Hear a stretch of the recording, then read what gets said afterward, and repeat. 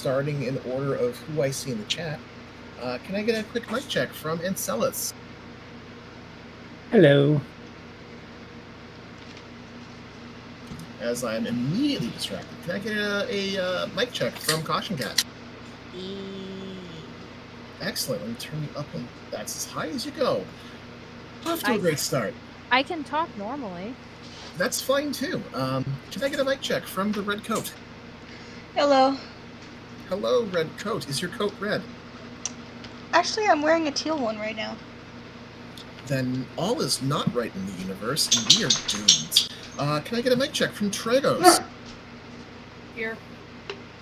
Here, let me turn you up a little bit. I have some additional Whatever room. music you're playing is very loud on my end. It is so fucking loud. Well, you can turn it down in settings. Well, yeah. Fine on my end. I put the music volume to maximum, so those who want to can. I could set it down to medium. It is at max right now. I can set it to medium. I'd say put it at like 85. Because even at, yeah, see, that's good.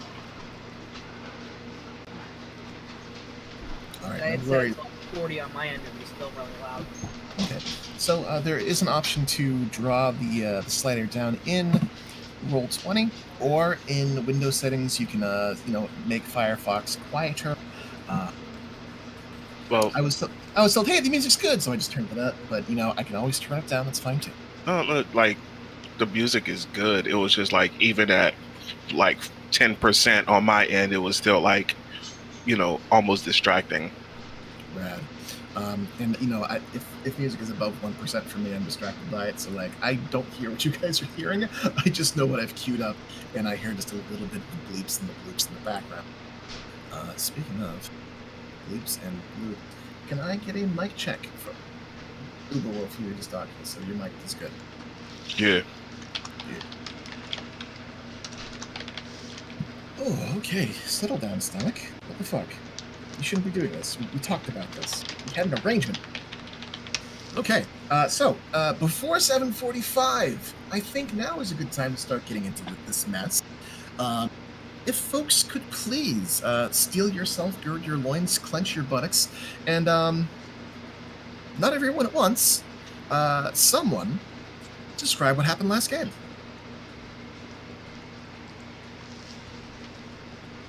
See if I have this written down.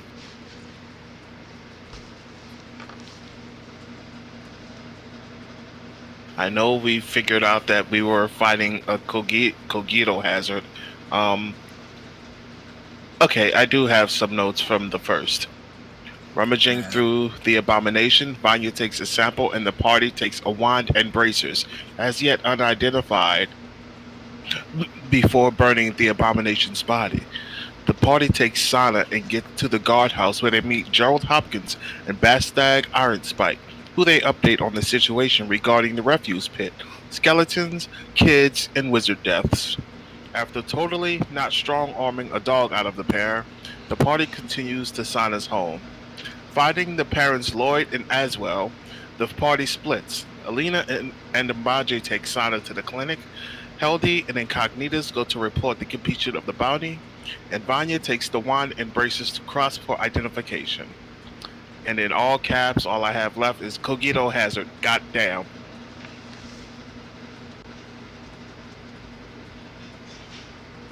Not bad, actually. That's fairly robust. I know we broke off into different parties, and I know there's a little bit of nuance here and there. Different characters took different things from the story. Would anyone like to add to that recap? Sure. So Alina and Mbanje went to the clinic with the girl and her father, Sana and Lloyd. Lloyd being a half-dwarf. Or, no, sorry, Lloyd is a full dwarf. Sana is the half-dwarf. Alina kind of just wandered in like she owned the place, as was her way, and got Salin to look over the little girl, still trying to figure... I think Salin was still trying to figure out what exactly was wrong with her when Alina and Mbanje decided to go to the commission headquarters to catch up with the rest of the party. Alina wrote the world's shortest report, which I believe included a drawing of a dick. I'm not, Yes, yeah, something like that. as is Alina's way. Oh yes, because it said you had to write a review of Ernest, so she drew a picture of a dick. And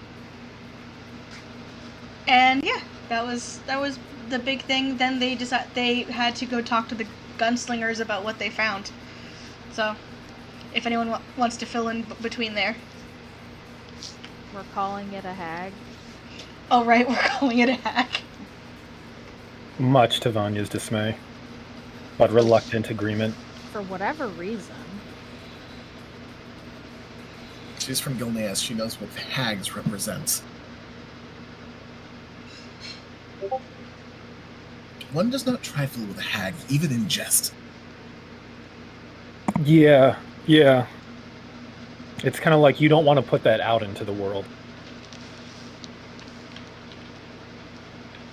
She's Gilnean. There's all kinds of superstitions regarding misspoken names and summoning something by saying it 3 times. There's a lot of superstitions. Hag. Swiggity, swoogity. Meta-wise, it might have been even worse to put this thing's actual thing on paper. So, we'll find out. Word. That covers what happened in the round table while people were making their reports to the commission, drumming up this cover story about a hag that was luring children. What brought upon that particular route? Vanya came back from talking to Fleming, mostly, and said, oh no, it's bad. Cognito hazard. So about that conversation, Vanya had gone to Crosp's house to get some items identified and to kind of start building a relationship with the wizard, since now that she had committed to doing some work for the commission and had just had her first harrowing adventure. Getting to know him on a professional level is probably a good idea. Kind of found him in the midst of moving a bunch of stuff around. Apparently his responsibilities for the commission have grown and he has an assistant. And after calming his anxieties a little bit with some consensual charming magic, she got the items identified, but when she mentioned finding something strange and brought out the sample of the monster they fought, Fleming did something that apparently stopped time around them temporarily and opened up to her about the existence of the Cogito hazard, which is some kind of monster that's affects one's mind somehow. It strains reality. There's a lot of flowery language to just say that it's bad, very bad. It's bad in a very specific way. Bad in a very specific way. Tricky kind of way. Fleming was kind of creepy about the whole thing, and Vanya was ready to bolt at a moment's notice, but he proved surprisingly on the level, and invited her to visit with the Gunslingers later that day if she wanted more answers. Time resumed, she bid farewell and hurried off to the commission to rendezvous with everyone else and share what she had learned, including the desire to go to the Gunslingers for more information. Speaking of on the level, it occurs to me, Vanya, I would like you to make an insight check retroactively. Retroactive insight check. Now, I did do an insight check on him at the time that I recall was pretty good, just to see if he was like unreasonably excited in the way that violent obsessives are excited, and that came back not that bad. So you still want me to do another insight? Yeah, give me another one. 17. Okay. So on the level, as you are coming off of your jitters and off of your high and off of that imp on your back, You think about Fleming. You think about the entirety of the meeting that you had with him. His mannerisms, that creep factor, that kind of rough around the edges and impersonability. With your background as no, you have the vial of teeming flesh. Oh, he let me keep it. Okay. You kept that. Yeah, he told you to keep that the fuck away from you. He told you to get rid of it. Get rid of it, yes. Right, I was going to burn that later. All right.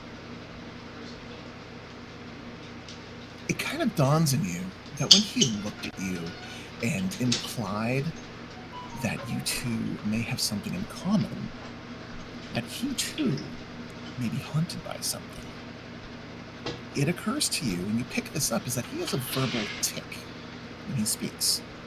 Oh. What at first you thought was a bit of highbrow hemming and hawing, you are picking up as a sort of an illness of anxiety, a sickness of fear, perhaps. Would you say that because of my particular background feat, that I might be able to recognize something of that in another person? Yes. Haunted ones see haunted ones. You have sort of a darkness to you, and sort of a... People recognize it when they see you, and they want to help you, either because you've gone through shit or because you're kind of intimidated. In others, it manifests different ways. For him, it seems to be that instead of a tremor or a tremble, his throat he has utterances that he can't seem to control. When agitated, he did it more.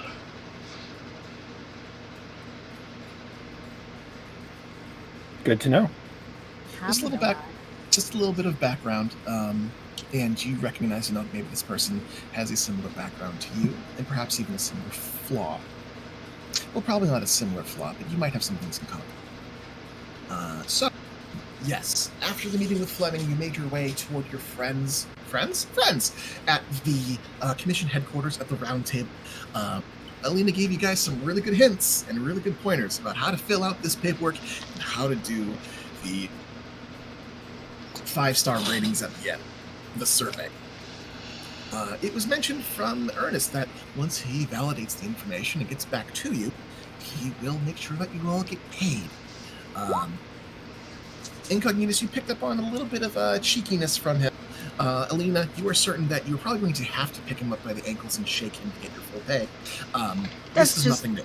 how we work in the commission. You have to pick up the gnome and shake the gnome. It's tradition now. It's your dynamic. It's part of the festivities of town. It's culture, really. She'll get Bones to write about it in her book about the culture of Port Nyanzaru. Her book about everything at this point. 100 years from now, it's going to be gnome-shaped pinatas. Funny you should say that. So, you guys were urged to head to the Gunslingers to discuss matters. You made your way to the front door, knocked on the door. Johnny, the blue-skinned, charismatic, and somewhat rough around the edges tiefling bartender, met you there, looked you guys over, told you, oh no, they're not taking people right now, a few more days. At which point, Vanya, you produce not an image of the abomination, but of the word Cogito Hazard. At which point, got his name right here, Tom Jackson, the apparent leader of this group of Gunslingers, saw the sign, told Johnny to go get the dragon, and welcomed you all in to the Black Cat Tavern.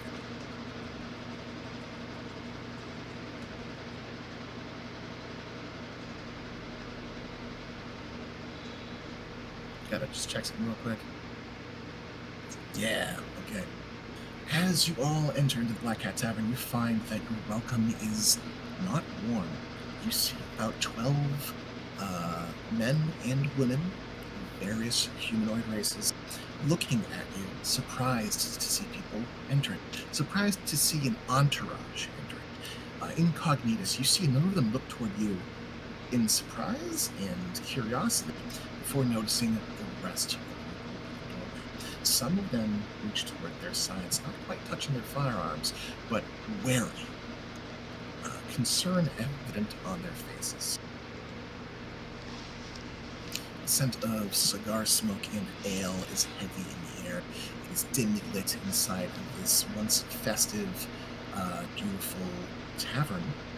Tavern that you normally call home. Alina seems to be transformed to this somewhat, I wouldn't say intimate, but somewhat secretive-looking arrangement. Alina is gonna go look to Johnny and be like, Johnny, your friends seem a bit quiet. So, to note, And Johnny has actually left Oh, to okay. get Nexus, and has left to Never mind then. just the gunslingers. You guys do have a moment to react and speak up before they have a chance to react. You've caught them flat-footed. This is your surprise round. In that case, Alina's gonna be like, well, this place is more dark and dreary than it usually is. And then she's gonna just plop onto a seat like she owns this place. Mbanje is gonna give a double hang loose shaka sign. And because Alina's taking the seat, so will he. It's a terrible idea. Vanya looks between Alina and Mbanje, who are just making themselves at home, and then back at the gunslingers, and they might be quiet, but she recognizes the early starts of an angry mob, even though this one seems much more controlled, so she's going to speak up quickly. We were told to come speak with you by the magician Fleming. To be sure, I want to make it like Mbanje's not sitting like he owns the place like Alina. He's just like, hey, it's a place to sit. So he's just taking a nice seat and waiting patiently. Just being the shaggy of the group. Yeah. He's more ignorant of the atmosphere. Oh my god, we have to get him a box of Mbanje snacks now. I love it. Incognitus, you muted? Yeah, on purpose. Okay, just making sure. What's Incognitus doing? What's Heldy doing? Incognitus will glance at the other gunslingers, glance at Tom, glance at gunslingers, glance at Tom. Tom, I know you didn't bring greenhorns. Please ask them to stop acting like greenhorns. All right, Heldy, are you up to anything? Heldy's just observing. Heldy's just observing. So, Alina, you plop yourself down. You make a couple of comments. Incognitus, you point out to Tom, and Tom does lift up a hand and sort of usher the others. Come on now, boys, just settle on down now. Settle on down, my young friends. And Vanya, you speak up. Tom looks with you, and Tom is he's like a medium, average-sized human male. Tan skin, maybe 5'6", 5'10", hard to tell the way that his hair is done. Short brown hair kind of comes across the front of his face a little bit. He's got a sort of shawl with tassels at the end of it. He's like the spitting image of a quintessential, in modern terms, a Western shooty man. A gunslinger. You recognize him immediately by the badge or by the poncho. You know, they have a look. The I others recognize him by the gun at his hip. by the gun at his hip. So you guys recognize them, immediately as what they are. His hair is like sorry, not brown. His hair is like a copper color. It's got a sort of a 5 o'clock shadow on a more or less generically handsome human face. He looks rugged, rough around the edges, kind of par for the course for the mystique of this group. One of the men in the back speaks up as you all enter, and Tom ushers them down. A taller, dark-skinned man. His nose is broad. His eyes are a little bit too big for his head. It gives him a very stark appearance, though half-lit as they are. Very deep brown irises. He has a very, at first glance, he looks calm, but as he speaks, there's an intensity behind it. He's similarly dressed to his counterpart in front. Tom, what exactly is going on here? And Tom turns toward you, and toward the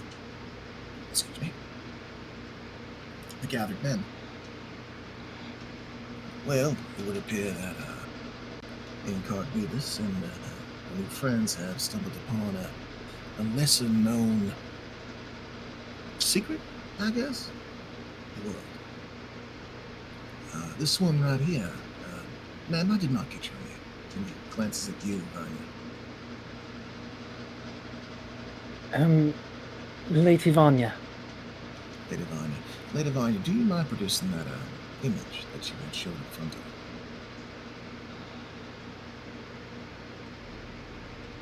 of you? Looking around and knowing that I don't necessarily have to be so discreet about it, I'll use prestidigitation to create the shimmering word Cogito Hazard in the air in front of me. Tom nods. I'll also reach into my bag to withdraw the sample. So you produce the image, and the men they're taken aback. There's like murmurings among them. Out of the crowd, a diminutive halfling steps out, and he's similarly dressed to those around him. He's got short, curly hair, and the thing that you guys notice, first of all, is that a lot of his gear is covered in buckles and pouches, and he wears actually like medium armor on him, not just the leathers. He's got a pauldron on one side that has these interlaced, embossed brass gears, and the firearm at his side is much more ramshackle and half put together compared to those around him.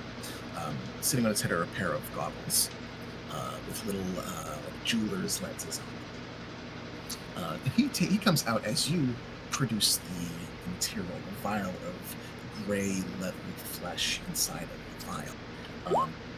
Some of the men stand a little bit. Some of them peer at the new object presented.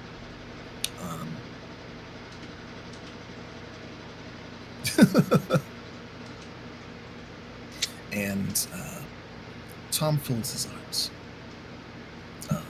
The dark-skinned gentleman in the back, he likewise folds his arms. I understand the word. Just what in the hell is that?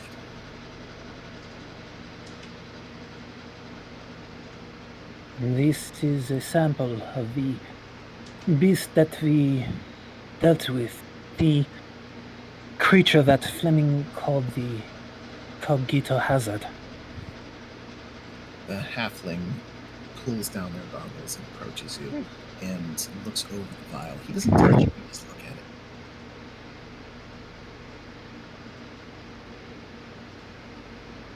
So you went and destroyed a monster, and the first thing you did was take a piece of it home?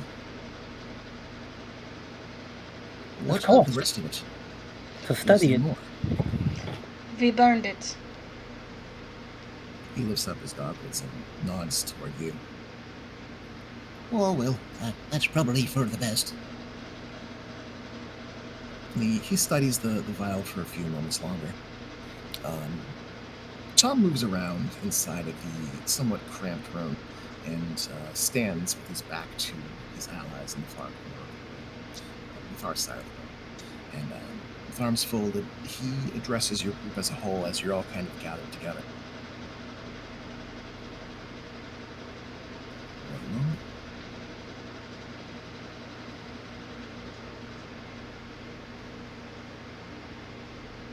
So that explains how exactly you learned the word in question. How much did Fleming tell you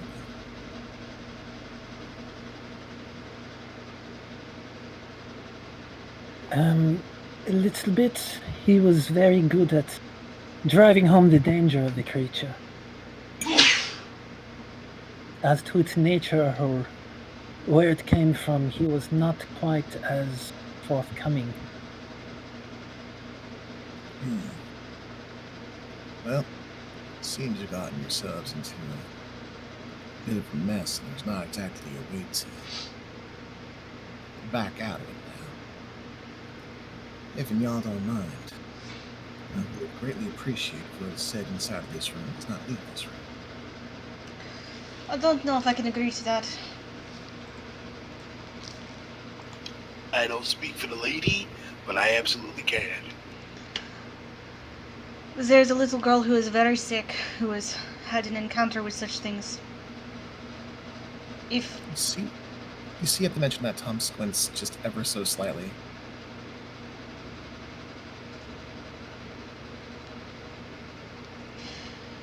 you say something that I can give to her healer to help her, I will tell the healer. So we've got a little girl and we've got a healer. How many others have known about this? How many more people are involved?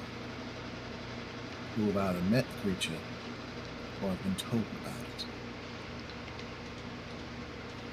Do skeletons count? I do not think that skeletons count. We're a bit new to the skeleton situation. I would assume not. I say dead men don't tell tales, so I think we can rely on that, yes. A little boy who tried to rescue his friend, and the girl's father also know what happened. But I do not know any details. Am I correct, Alina? I mean, I told him a little bit about this giant tentacle monster that was trying to eat his daughter, yes. Seemed safe to warn him about what sorts of nightmares she might have. Now, what about the little boy? I don't know if he experienced much. We got him out before he got too deep into the trash heap. But he had been there for a while, and judging by how many times it tried to get incognitus, it probably tried to get him too. He folds his arms and rubs his chin. The dark-skinned gentleman in the back, he shakes his head. If the boy had made contact with the thing, I'm fairly certain he would not be awake to tell the tale, or coherent to tell the tale. I think it might be safe to assume. Yeah, well, you know the thing about assumptions. Do any of y'all have contact with this young man? Mbanje raises his hand. I do. He snaps a finger and points at you. Alright, y'all keep an eye on that boy. Maybe try to suss out what he knows. For his sake. Mbanje nods. And he unfolds his arms and begins to point at those in the room, and just two fingers out, making a wide swath to encompass the entirety of the room. One moment, please. Oh, I forgot to move this back to what Jens read. Now, how many of y'all witnessed the creature? Everyone in this room. And he looks you over one by one. Incredible.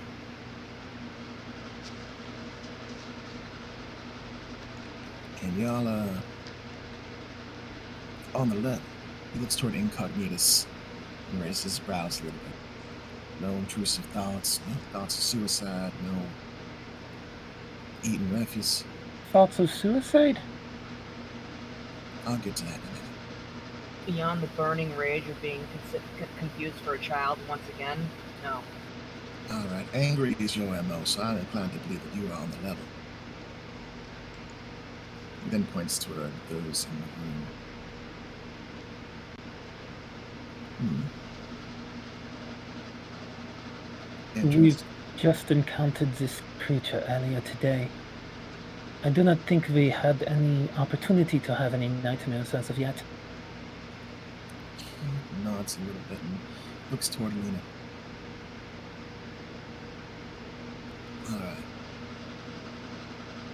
So you say that as long as I give you what you need to know to help this girl, you may be willing to keep this to yourself. I am saying that if you give me information to help this girl, I will tell the healer. But I am willing to roll with whatever story you guys come up with. We already are saying it's a hag, so fuck it, it's a hag. Right. So, healer. Another visible flinch. We'll need to pull the healer into the fold. We'll need to pull the father into the fold. We may need to get in touch with this boy. We have no intent on keeping those who do not. Those who need to know, we will go out and info. Those who do not need to know, I will impress upon you to not allow. The word Cogito has. How many are familiar with the phrase Cogito ergo sum? Would Alina be familiar? Just with a base study of like Latin or whatever religious language. You can make a religion check at disadvantage, or just a history check at disadvantage. I was gonna say the accent acted up, and I didn't quite hear the entire phrase. Cogito ergo sum. 10. I'd like to make a history check. See Sure. if I've heard it. And Banjay, you will also make that disadvantage. Heather knows what it is, but Yeah, I think can't Alina's think pretty. I can't think of any reason Vanya would know or even hear of it either. Player knowledge as well. Okay, Could I roll? you can. I'll do a history. All right.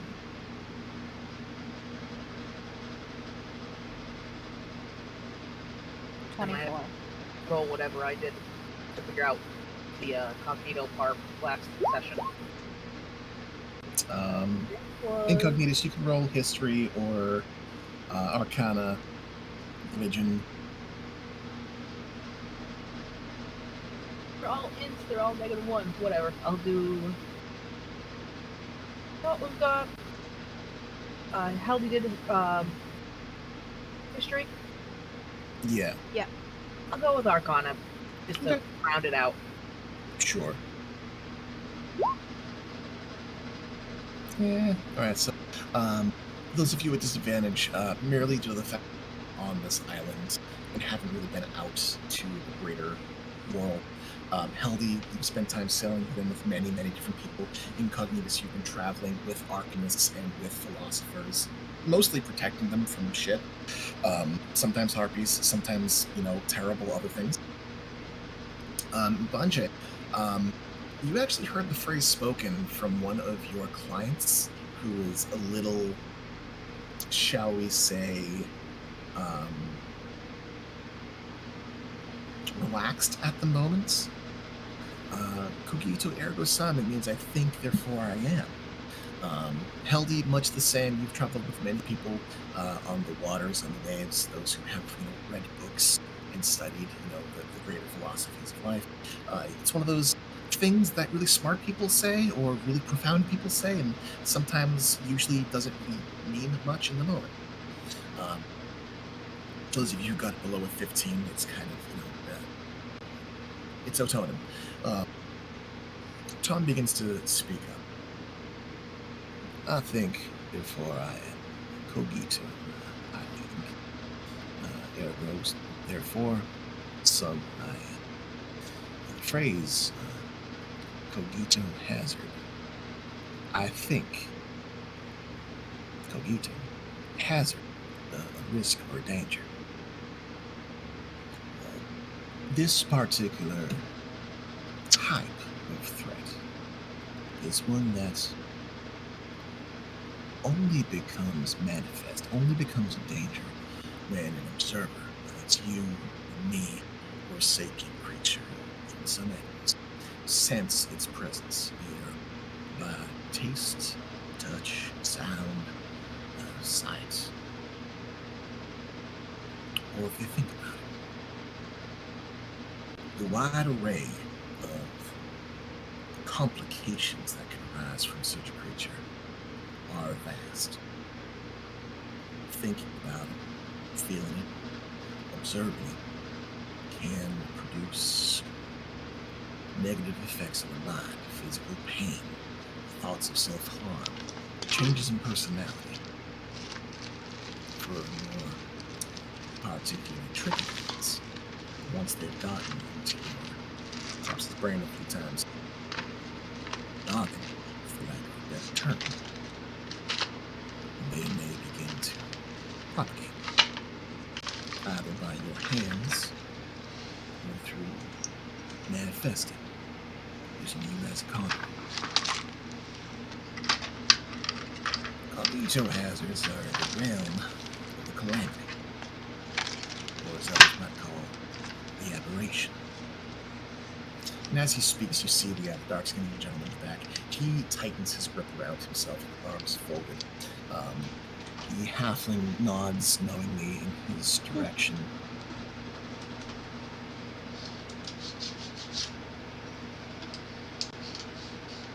And Tom seems to study you all for a few moments, just to see if you guys, just to make sure that you're all kind of keeping up as he explains. Alina knows what an aberration is, yeah? You can roll an Arcana check, a History check, or a Religion check. I'm going to find a seat to sit down Oh, motherfucker, I'm rolling like shit tonight. Alina, you know the term aberration. It's like, sometimes when a creature is not born right, like when a bird's not born with any feathers, it's usually like it's when something doesn't go right. In the layman's terms. Yeah, I didn't know if her being a paladin, she would have learned anything about that.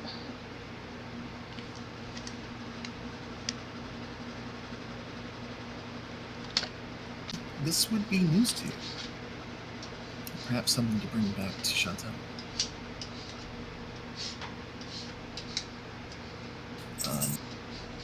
Tom continues after a few moments as Vanya sits and as Vanya racks her brain. Y'all familiar with the days of calamity? Bonje nods. Stories, myths.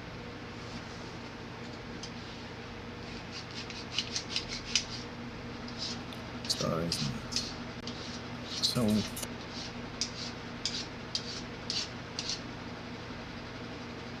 the calamity. One day it fell from the sky, and dug its roots into the ground, and things got bad, real bad, for a while. On the day that this thing that should not exist appeared in our world, those who beheld it observed for the first time the computerism. The idea that looking upon something or even thinking about it could drive you insane. Humans, dragonborn, elves, all but a select few lost their goddamn minds. These things could reach into your mind, make more of themselves, could drive you to attack your friends, could drive you to make more of them. Even the gods were not immune to this effect.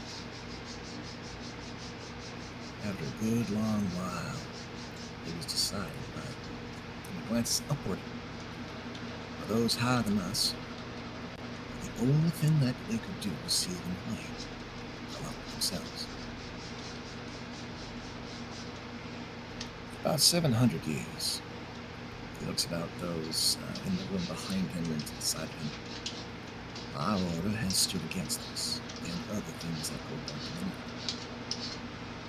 We bill ourselves as mercenaries, but the truth of it is, there are certain things out there that the general populace should not be aware of, for reasons like this. He glances toward the table, and you see he's eyeing the vial.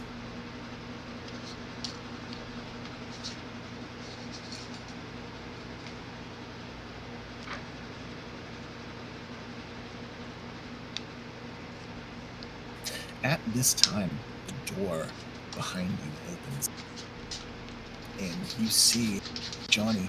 He appears in the doorframe and leads in, and behind him is a black leather armor-clad dragonborn, tall, thick, muscular neck, and a jagged, long muzzle. Alina, you recognize it as Nori. Vanya, that appears to be the commission's chairman, Erixus Torin. Incognito, you've seen this man, you spoke to him earlier. He actually was one who urged you to meet up with those in town. Take on a quest, he said. It'll be fun, he said. He quietly enters and stands with his back to the door as Johnny entered. And Johnny nods toward Tom. Tom looks back and nods toward the tiefling. Welcome back, button. I was just introducing our friends here to the concept of the aberration. He mentions that Nyxis scowls. The calamity. Tom nods slowly. It would seem something left over, either something born from the calamity, something left over from it, or something in between, has arrived at your front doorstep. You see Nyxis' eyes kind of squint, and he bows his head, somewhat darkly. The information not shaking him, but you see something stirs in the generally unflappable dragon. Tom looks back to the group. Creatures from the calamity, or creatures of calamitous origin, not all of them were the ones who landed from the sky. There are some spawn that are born from their presence. There are some places that give birth to them. A few places in the world have been touched by them, scarred by their strange physicality. Usually deep in the ground, they leave marks, scars. Magic shifts and changes, and nature doesn't quite work right. There's no real way of identifying whether that points to the vial is something that missed the great imprisonment, or if it's something born afterwards. There's no way for us to know until we investigate. He glances toward Nyxis, and we will need to investigate. Banjay lifts his hand, 2 fingers up meekly. How will you investigate something you can't think about? He looks at those around him, the other gunslingers. Our order does engage in a rigorous training for this kind of situation. Part of the vetting process ensures that those who apply have mental flexibility and mental resistance that can be worked into their training regimen. We are not immune to this thing, but we do know what to look for, and we never work alone. One gunslinger will always watch the other, so that none falls into cracks.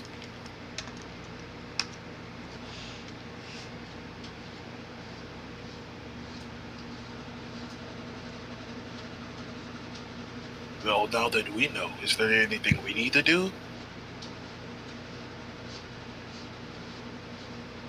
Aside from keeping an eye on each other, check in.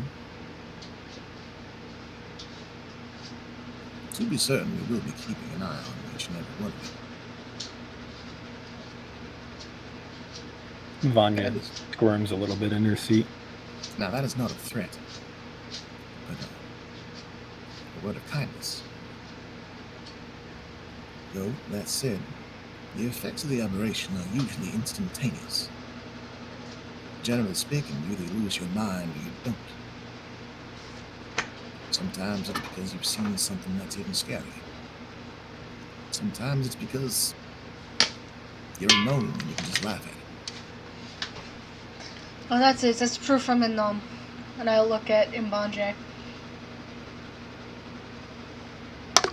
No, then I'll look at Nyxis and grin. As you look at Nori, he is serious as a heart attack and does not make eye contact with you. He's staring at the file. Serious like 95% of the time. 95% of the time. When there's work to be done, he does not smile. You saw him when you guys were partying. He came up to the bar, took a shot, had a speech, and fucking left. Right? Yeah. Not exactly a party animal, this guy. Banjay can fix that. Quite possibly. Good luck. Good luck.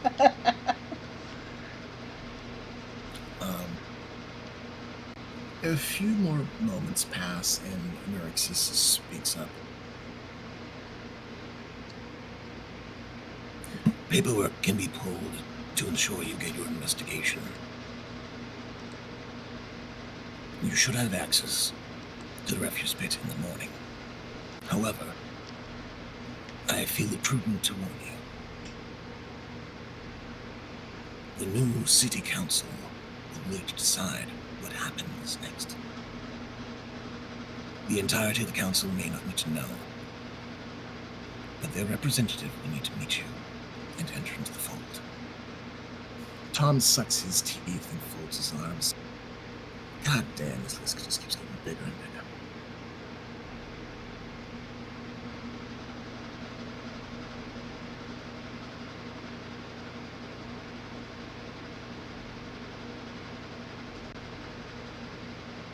Several more moments pass, and the dark-skinned man in the back, he unfolds his arms and plants his hands on his hips. He looks toward Tom and then toward Alexis. Well, for the sake of those who are in the town, if anyone asks questions, he did mention there are a bunch of skeletons in that pit. It could be simply ensuring that those things are safe for the town. The skeletons, they're fairly passive, and they mostly just work in the refuse pit, doing the work of the refuse pit. It looked like the necromancer who worked there did die, but they were still trying to revive him, for Christ's sake.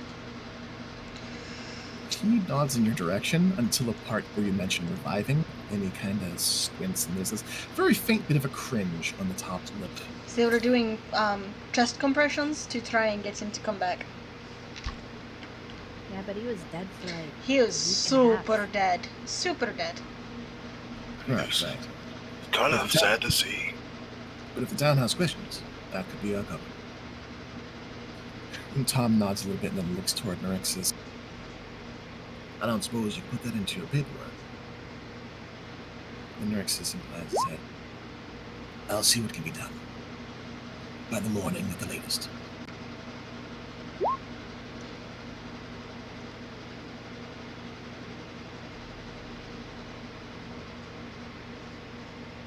My paperwork was as thorough as usual, so.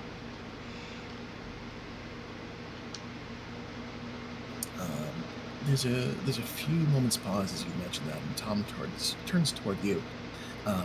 But the halfling in the the halfling by the table with Vanya, he speaks up.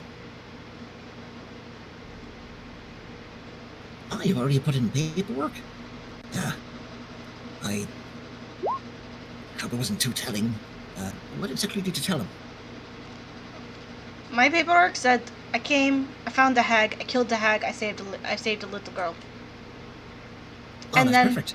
And then, whether there's a review section for Ernest, I drew a dick, like normal. Oh, that's common for you and your commission folk. He looks toward Neurixis and then back to you. She's gonna look at Neurixius, like, who else is drawing dicks?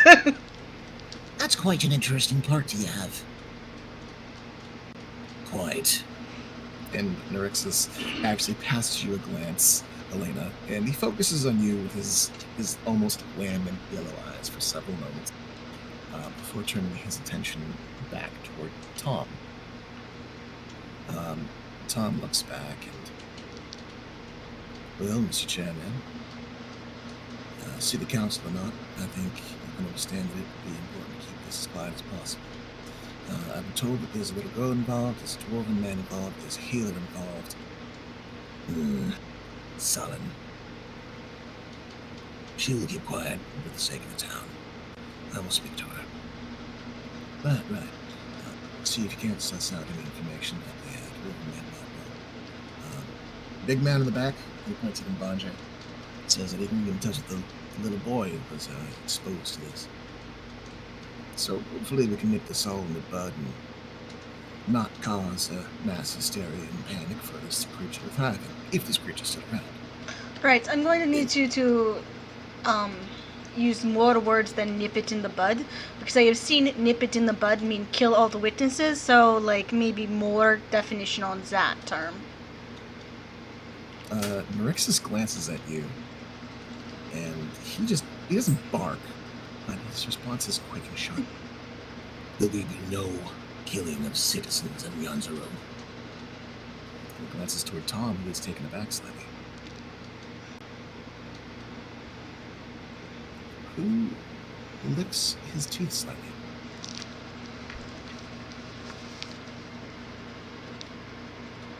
Understand, we have no intention of murdering a man or child in cold blood.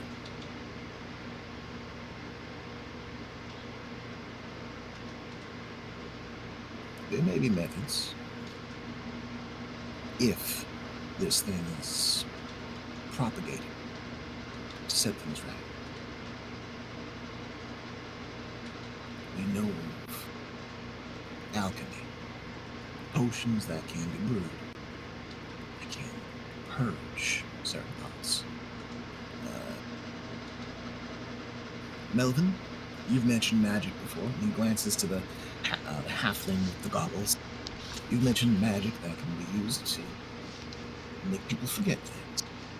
These have been effective in the past at purging certain hazards from the mind, and with them the madness that comes with them. Let it be known that we will take every action that we can to ensure the safety of these people. It would be prudent for y'all to find out as soon as possible just what is afflicting this young lady. So, help.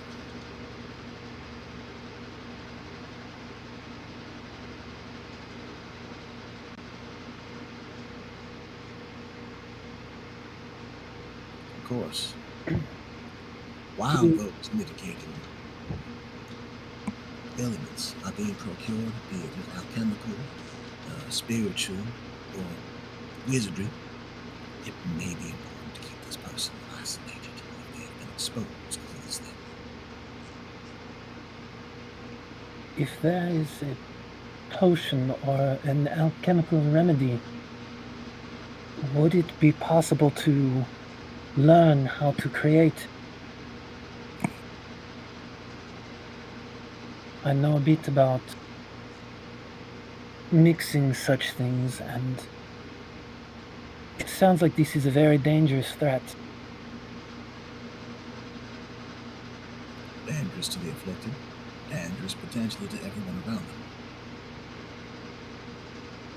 them. Miss Paladin, I did not get your name. Alina Morea. Miss Morena. Please understand. This kind of affliction, depending on where it falls upon the child, can do more than just tear apart a family. It can have wide-standing ramifications for the father, for the mother, everyone around them.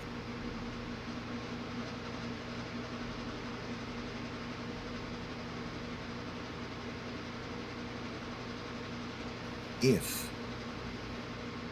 such an alchemical remedy were to be procured or produced, I would trust someone with a bit more experience than dabbling and mixing, if you don't. No offense, Miss Bobby. The only way to ensure that I do not lack experience is to ensure that I gain it. There are very, very few in the cities whose skill outweighs Vanya's, and the only one I can think of off the top of my head would be Vanya's mistress, Edith.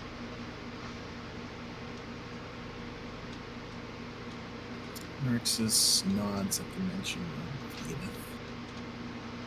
But since you find it objectionable to bring in more people, perhaps we should keep it to Vanya. Tom seems to nod at that for a few moments.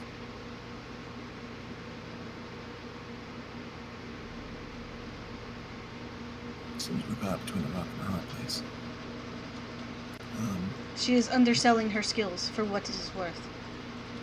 And Alina's actually gone completely serious, which is very rare. Very few people have seen serious Alina. Vanya looks a little awkward at this. Alina, I need you to make a deception check with advantage. Sure.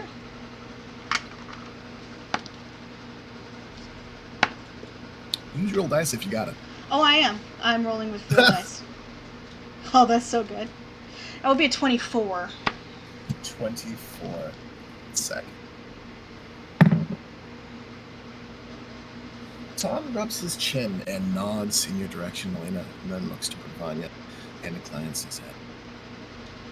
Right then. If you want to take on the task, you can drum up a list of materials needed.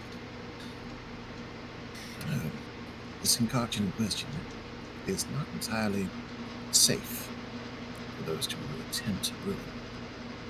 That is to say, screwing it up will not result in anything beneficial to anyone.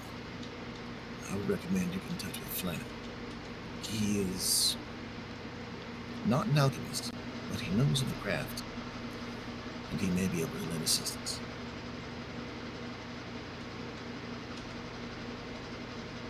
I nod soberly. And he rubs his chin slightly. Miss Moria, can you keep tabs on this little girl? I can. I will not leave her side. You would, let's see, he looks your armor over a few moments and squints a little bit. Order of the Matron of Ravens, eh? I am. He nods slightly. So as I understand it, your people have the ability to weave a special kind of magic. Touch your hands to a person, you can remove an affliction of some kind. I've seen it done before. Do you possess this power? I used it on a little girl already, yes. Good, that's good. If she appears fitful, crashing, or showing any kinds of odd signs, you and your healer friend work to keep her comfortable. Use that magic. Yes. It may be able to mitigate any kind of symptoms for a while.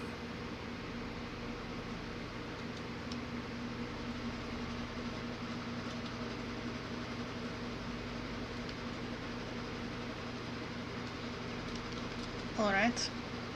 These ingredients, can they be found locally?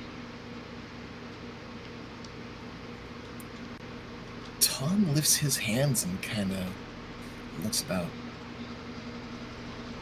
Rumors have it that all manner of things can be found in this island. The vast majority of them are herbal. If they are herbal, and I'll look to Nerexius, Zilrus fell, and where he fell there was quite a bit of flora and growth. That might be our best bet for finding such things. Ooh, can I help?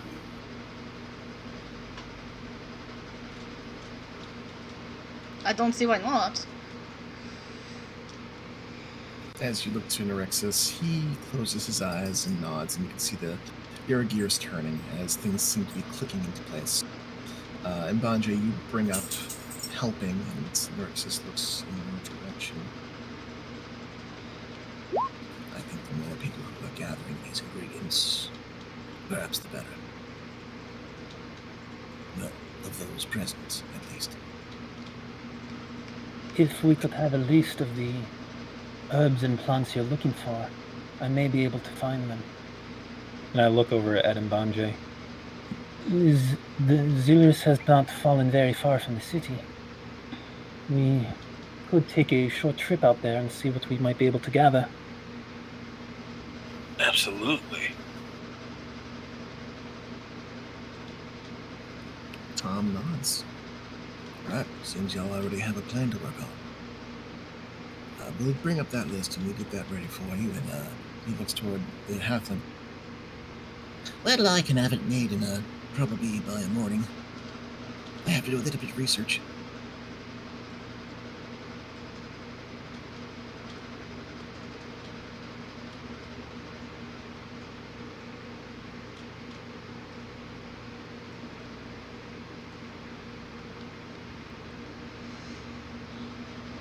Alright. Some mornings then. And I can keep watch over Shauna.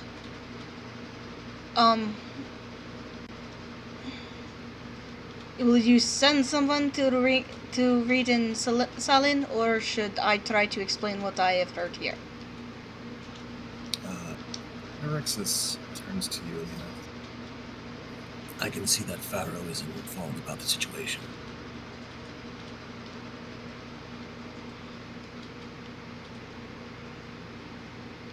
Right.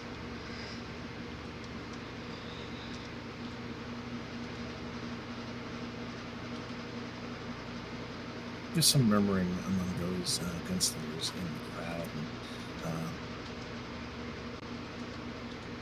And, they seem to be at ease, more or less, as a plan is being proposed and motion.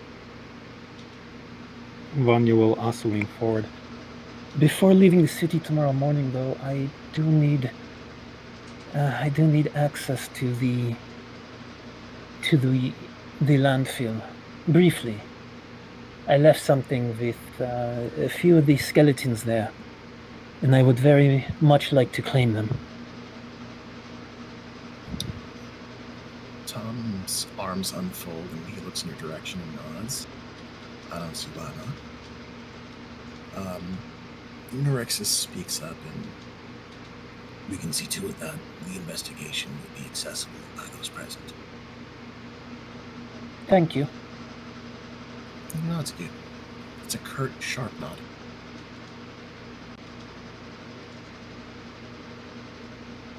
Alright. Y'all seem to have your various tasks at hand. Again, if any strange thoughts, any intrusive ideas, be sure to keep an eye on each other. I have reason to believe that those present are not afflicted, but there's always room for new behavior when it comes to the operation.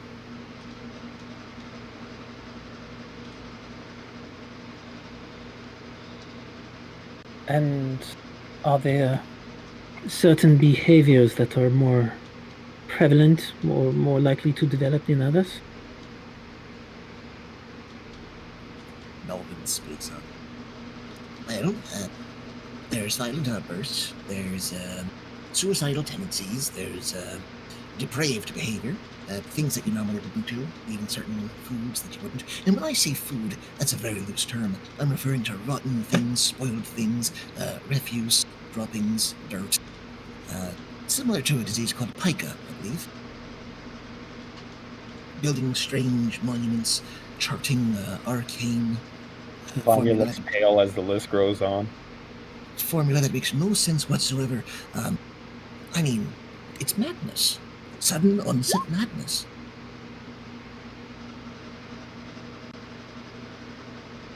One thing it's not is subtle.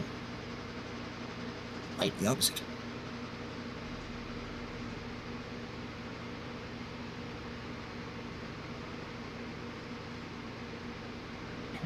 I see. Thank you. Havin smiles in your direction and adjusts his goggles briefly.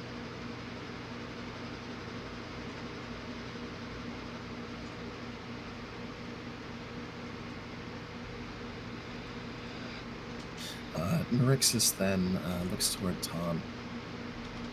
Well, I believe this briefing is concluded. I will go get in touch with those who know and those who need to know. Tom, I will be getting in touch with the new representative of the town. Probably before the night is over. Tom nods back to Norixus, who turns back toward the adventuring party. Hope from good work this day. We will be in touch. Right, He I proceeds to leave. still have to shake down a gnome. You still have to shake down a gnome. So on that, Norixus makes leave of the group. Excuse me. Tom takes a seat at the bar facing you all. Well, we've got our work cut out for us as well. I'll leave y'all to it. Fantastic. May I speak with Johnny for a moment? Well, this is nice. Certainly. In private or? Of course in private. I don't want all of these people hearing the sweet nothings I'm going to tell you. Oh, I could remember. He moves back toward the back counter, slips through, and just flags a hand for him to follow him out into the kitchen. Yeah, I follow him. All right, so while you're following Johnny, everyone else, you've been essentially dismissed to collect your bounties, to take care of your evening rituals, whatever those may be. Vanje is gonna sidle near Vanya, trying to be subtle but not being subtle. I look kind of lost in thought as he sidles over. Hey, are you okay?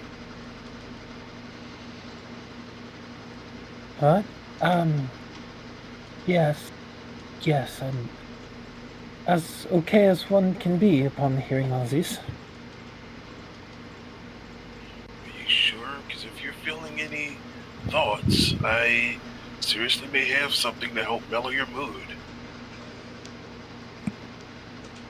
I laugh a little.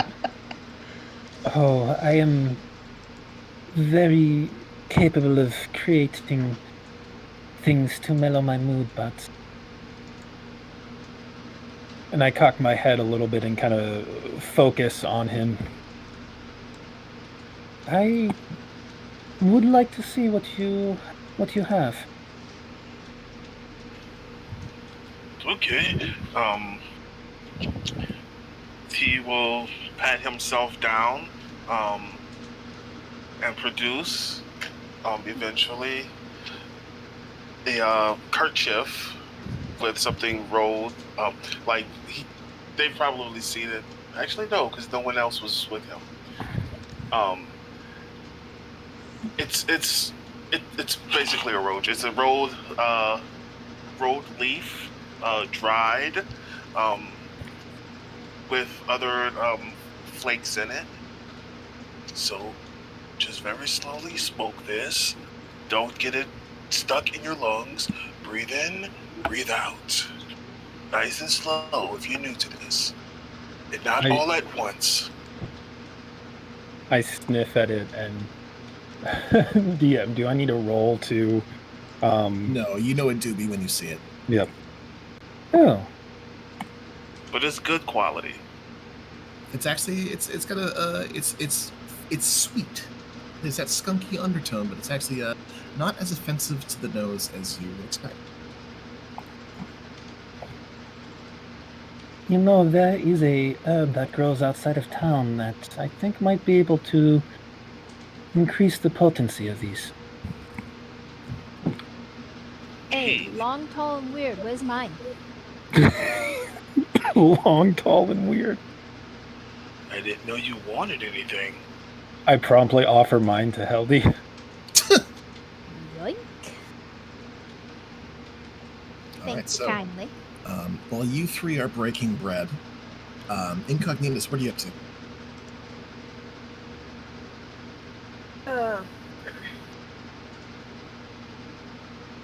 Basically, like people watching,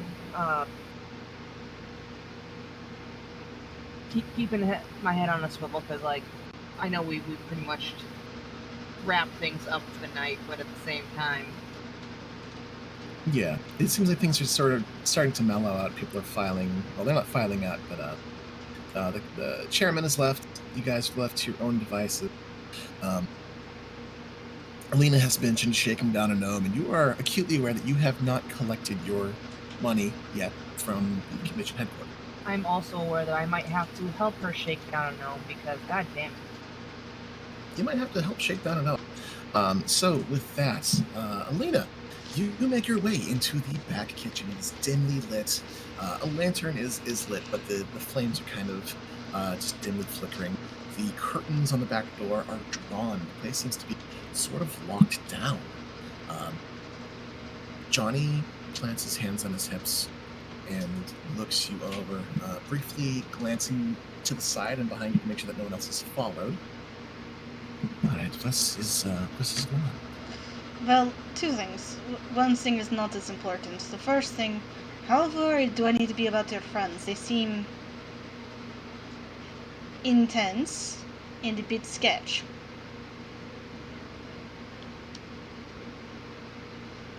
He purses his lips and looks up and around. Well, I know Tom very, very well. We were partners back in the day. When I retired, I came here to keep an eye out for things like this.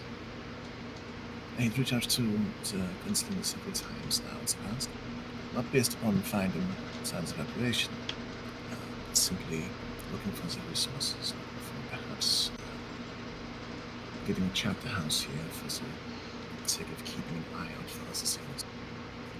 Human problems, not exactly the beasts. But first they talk about old Daggerhands Driscoll. I thought perhaps maybe the Centauran may be looking for the island. Just then come rather unsavory groups whose gunslingers would actively want not involved in a growing nation. I will admit I'm surprised as they arrived when they did. It seems that something is going on out there, and he glances out and around the mainland's Morgus as a whole. Things are moving. Can't tell you everything. I understand there are things you can't tell me. I don't care about the out there. I don't. I know I should. I'm a paladin.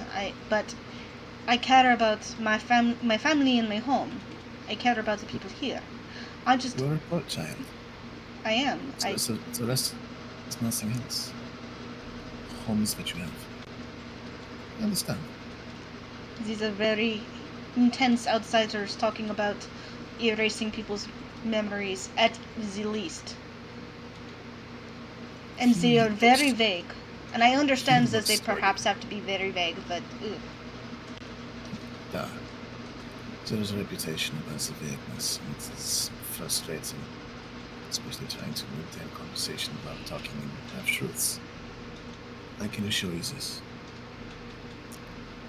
Tom will not kill an innocent person, nor will those who love him. He was not lying about isolation.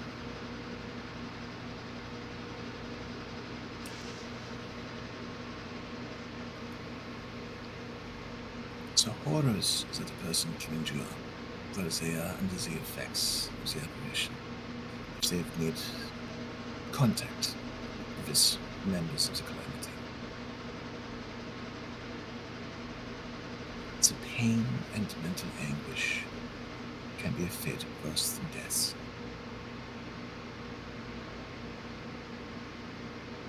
To lose the memory of that, even if perhaps you lose a week, a month, or a year of your life, of your memory.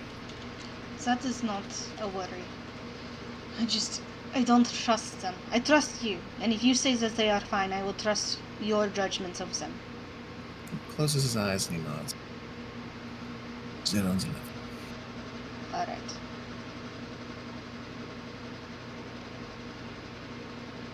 The second thing is very silly. I need to launder some money, and you are the only person I can think of that would know how to do it.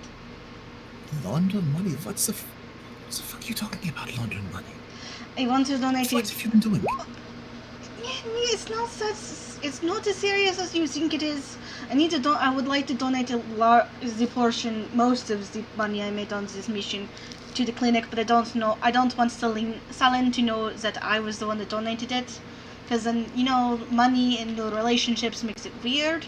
So... This is not laundering money! You're talking as if you're a mob boss using words like that. This is just a donation. An anonymous donation. That is what you were looking for. Yes, I can do this. Look, you are my best friend, and my other best friend is Bones. What? You are my best friend, but you're also an idiot. Do not use those words. I don't know. I am aware of this, but I know the words that you and Bones use. Yeah. Okay, so first of all, stay this in your lane. Don't talk like a rogue unless you are a rogue. Second of all, yes, I will do this thing for you. But please, not a cold open like that again.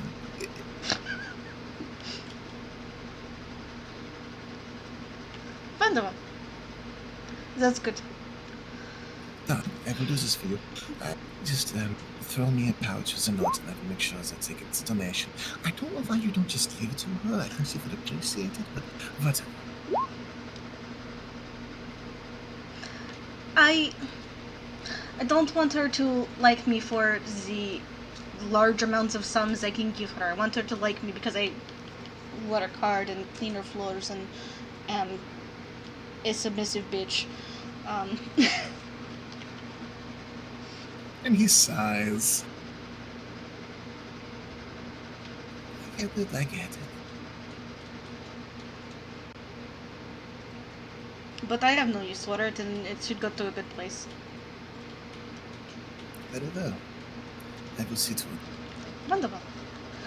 Alright, go back to your creepy friends. It's not creepy, it's just intense. And he lifts a hand and brushes his hair back, kind of rubs his hand across his horns, and makes his way back through the kitchen, leaving you to follow. Yep, I'll follow. Yeah, as you led back into the main room. The gunslingers seem to be talking amongst another. The halfling has pulled out a book, taken up a seat, has a little, not quite a torch of his own.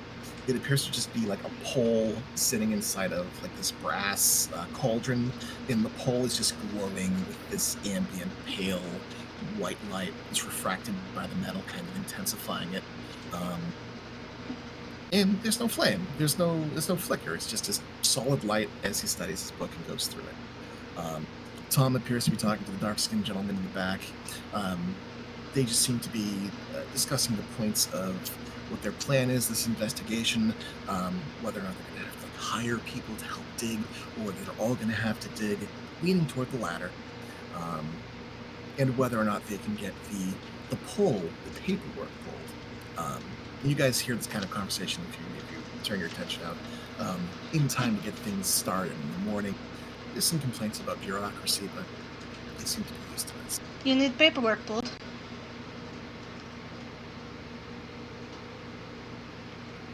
As you bring that up, more or less interrupting the conversation, Tom turns his attention toward you.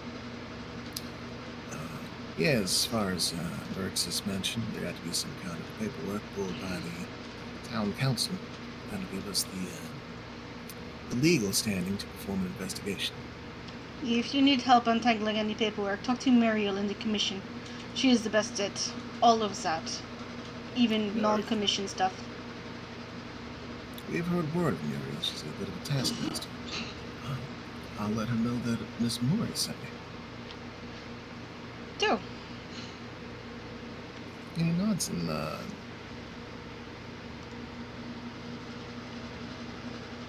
it's not quite a wink that he gives you, but you do see that he is appreciative.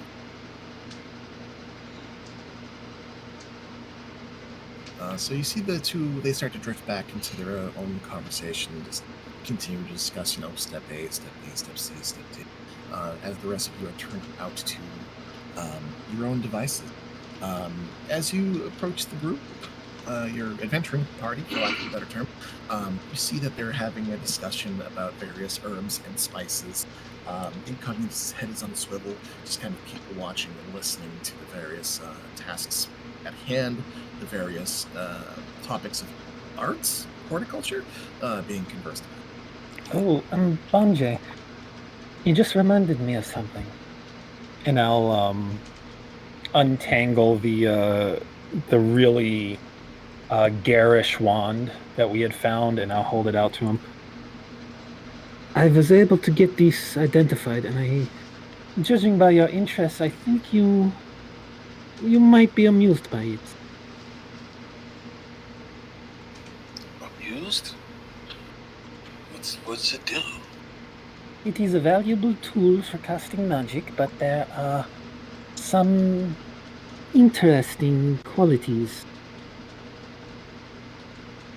I'm listening. I smile. Is she offering it? Like, is she holding it out? Oh, yeah. Yep. She's gonna take it then. Spend some time with it. Get to know it. And you'll find out for yourself. Okay, sounds like a good thing I can do while we're waiting for things to process. Speaking of which, shaking down a gnome, yes? Yes, I find the best technique is to grab him quickly by the ankles and jerk upwards. We're not really going to shake down the gnome, are we? I Are we mean, gonna shake him down? you could watch. I will shake him down. What are you? I wince a little bit. So long as he's not hurt. They're gnomes. They're basically made of rubber. I sincerely doubt that. I shook down a dwarf and it was fine. You shook down a dwarf? You were there.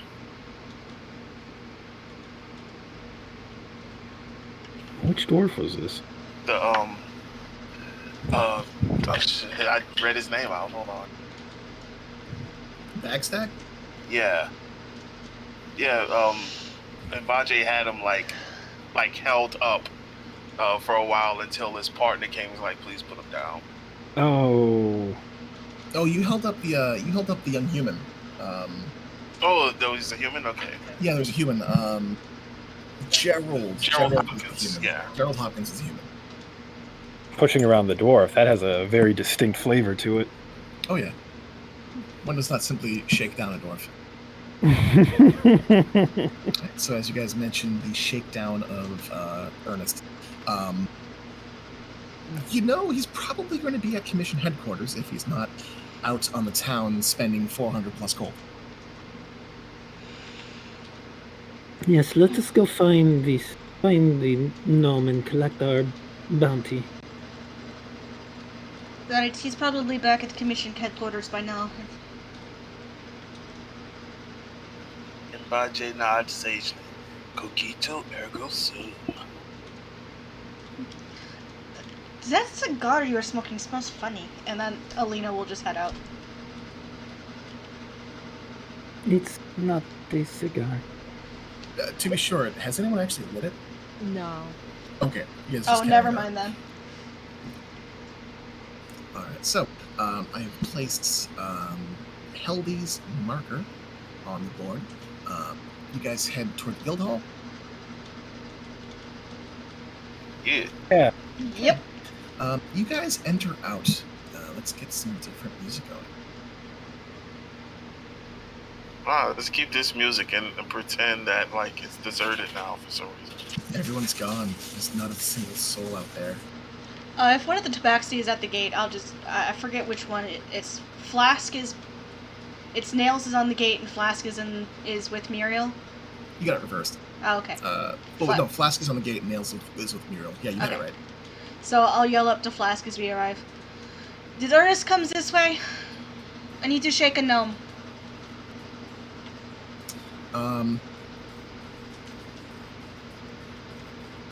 Disappointing when you guys getting that far. But yeah, you guys make your way down the narrow walkways through the streets and through the bustling crowd. The sun has set, but people are still up and about moving. It is humid. It is hot. There is a sea breeze that offers some small relief. Those of you who turn your attention out toward the harbor, occasionally you will see tall spouts of water far in the distance. The sign of the town's patron deity, ? Somewhere off the coast doing things. You make your way up the narrow, brazen stairs, past the smiths and toward the guild hall, eventually reaching their front gates. You call up toward the tabaxi who I believe you had mentioned you were going to get some pointers to about dating advice sometime in the future. Flask of wine. The bedraggled-looking, scruffy cat person looks back down to you, and he kind of cups his hands together. How about yay-ho, covered in metal, hair like a field of wheat? Yeah, he's inside. Perfect. You guys make your way with confirmation of Ernest's existence somewhere in the guild hall. You approach the front gate.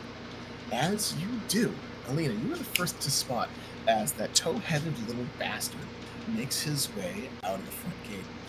And there are several coin purses strapped to his hips. He appears pack mule-esque. Catch the gnome. You go to catch the gnome, so you run up, and I need you to make an athletics check to attempt to grapple and catch this guy. Oh, what? She's going to kill you. Potentially. What's everyone else doing as Alina just lunges at this gnome? I Through think this we were crowd- just following along until she suddenly bolted. Watching with amusement. watching with amusement. Less than great. That's an 18. Keeping an eye out for what ways he might bolt in case I have to tackle him myself. 18 beats a 7. You managed to whisk him up by the ankles, was it? Yep. Like I said, Just quick whip. grab of the ankles and then just one. Grab the ankles, and you dangle him upside down. He is heavier than you were expecting, but with the chainmail and the club and the shield and the many pouches that go, the gold shaking within them. His chain shirt kind of rides up a little bit, exposing his navel, and he looks very uncomfortable. Oh, what in the blazes? Alina, what the hell? I was coming out to find you. Yeah, we found you. Yeah, well, we found each other. Do you mind putting me down? Maybe. Maybe. He kicks and wriggles as you hold him in place. Alina, what are you doing with this gnome? I'll put him down. You put him down? Yeah. Okay. So you place him down. He kind of awkwardly gets to his feet, and he dusts himself off. The boss man said you guys were hanging by the Black Cat for whatever reason. I was gonna head over and bring you your due desserts. And Bonjay walks up. What this about desserts? And he starts to unstrap the pouches one by one. And Banjay, since you ask, he hefts this thing toward you, this big, fist-sized satchel full of heavy, jingling pieces, and it kind of hits you in the gut, and it's got some heft to it, and a little bit of stank thrown on it with this dude's, underhand pitch toward you. He unloops a second one and lifts it up to you, Alina. I'll take it. All right, and one by one, he distributes a number of pouches toward those present. Bonjay coughs a little. Be mad at me. I'm not the one who hung you upside down. Sorry, I always get a little bit upset when I gotta part with this stuff. That's why I held him upside down. You're mad that you have to pay us? He is. He's always mad he has to pay us. 18th of a quarter dwarf, don't you know? Like I said, you got to shake down the gnome. Sometimes, literally. She just makes a motion of shaking. Yeah, well, next time I'll know you're coming. I am, in fact, the stealthiest paladin in these headquarters. I will have you know. He gives you a glance of extreme scrutiny. I would Brows even, high, and he nods. I would even say probably the stealthiest paladin on this island. Stealthiest paladin on this island. I think you're the only paladin on this island, actually, so, technically speaking, yeah. Hell, do you go to count your gold? I just want to know out of character how much was it. Out of character, you guys were promised 50 gold pieces and then 100 gold pieces. That's So, part of the contract. It was 50 from the commission, and then pockmarked Poe threw in his hat, offering 100 gold pieces if any child was found. Yeah, Hildy's looking in her bag. You look in your bag. You guys begin to go through your bags, and Heldy, you begin to count, and the first thing you realize is that this is more than 150 gold pieces. You see some platinum in there. You see no silver, no copper, just shiny brown yellow gold and platinum pieces. Whoa. How much is this? From the commission, as part of Ms. Darkmoon's commission to the commission, 50 gold pieces for taking on and investigating the situation. And as per the Poe's gift, that's 200 additional gold pieces, or 20 platinum. You did find 2 kids after all. Hilda's eyes widen just a little bit, and she closes her bag and quickly ties it up safely. Holy Her side. shit. You type that in chat, how much we got? Acubby just giggles. I think they were expecting 100 gold, regardless of the number of kids found. I was expecting 100 gold spread through the lot of you, but I guess Poe has an interest in the locals. You can't blame the guy. He bills himself as prince. That is an idea, isn't it? Shit. Alright.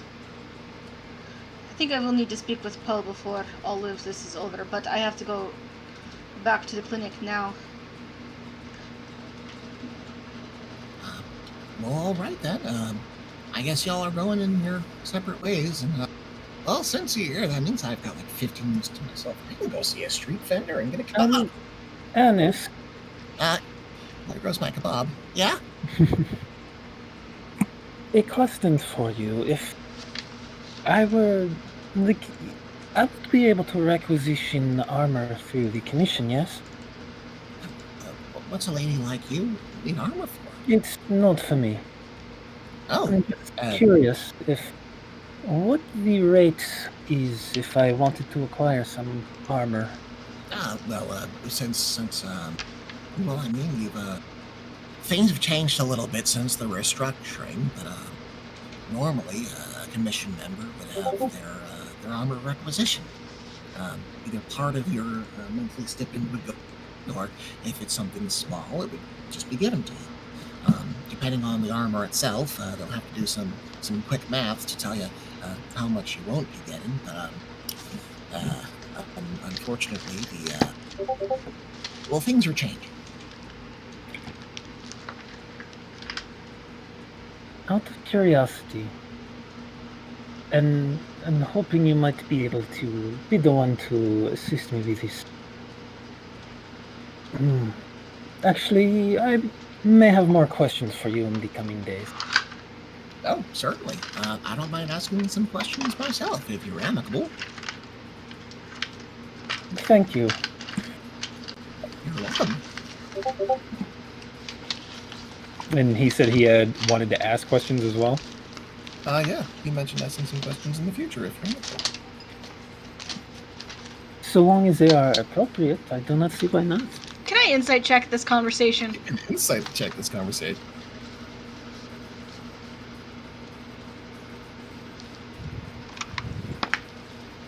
Oh, perish the thought. I am, if nothing else, a gentleman. That's a 14. 14 versus Gnome. Ernest seems earnest. But earnest in what way? Yeah, I can't tell if he's flirting or not. With a 14, it's hard to say. He's always bright and sprightly, and you see he's being subtle. You get that much with a 14. I'll just say to Vanya in Gilnean, I think he's flirting with you. I blink a little bit and look over at her and respond in Gilnean as well. You really think so? Shrug. Vanya, Mhm. you know for a fact that Ernest does not discriminate. Height, skin tone, race. And he did say he was part dwarf, so Somebody's got some dwarf in his background. had to Supposedly, get in there somehow. there's a lot of things that Ernest says that's hard to differentiate how much is him being a little prick and how much is actually legitimate. And after that brief conversation, Vanya, between you and Ernest, as that kind of lapses and you start to speak with your friend in Gilnean in a language that he doesn't understand, Ernest leans over to the side and points out incognito. Oh, in Tinsu. Yeah. If you're not busy tomorrow, boss man said that you might need a look around town. I should be doing better things, but I figure if you like, I can take you around and show you the sights to see. Get you acquainted, and well, Black Cat Tavern's going to be opening up to the public again pretty soon, and I'm sure you'd probably like to rest your head somewhere a little quieter. There's a couple of different apartments. I can get you in touch with people in town to get you settled. I speak to Alina and Gilney. I think he is flirting with her now. Just shrug. It's entirely possible. Incognitus nods, and I'll keep it in mind. I'll look out for you. He nods. He turns back toward Alina and back toward Vanya and nods his head. Well, I think I'm going to grab some grub. If you need me,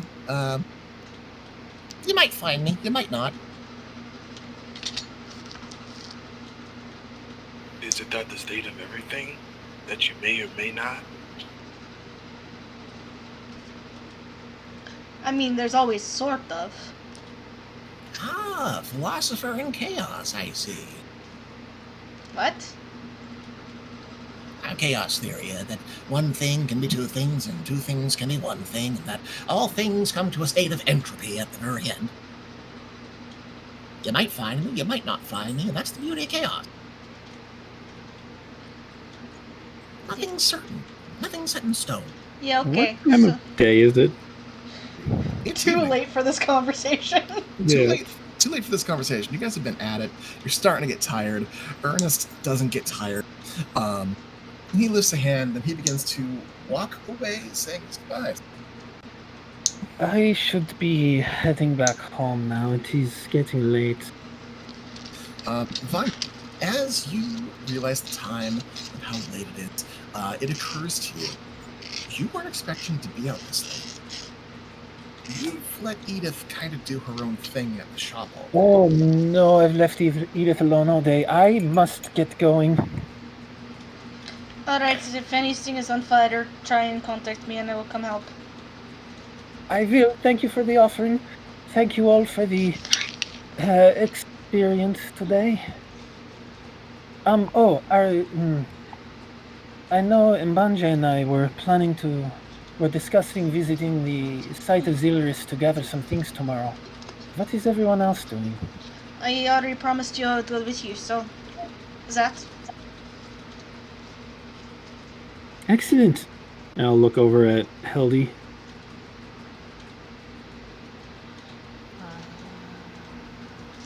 Come on. Don't fucking look me on. Come on. I will give you this blunt back and be done with it.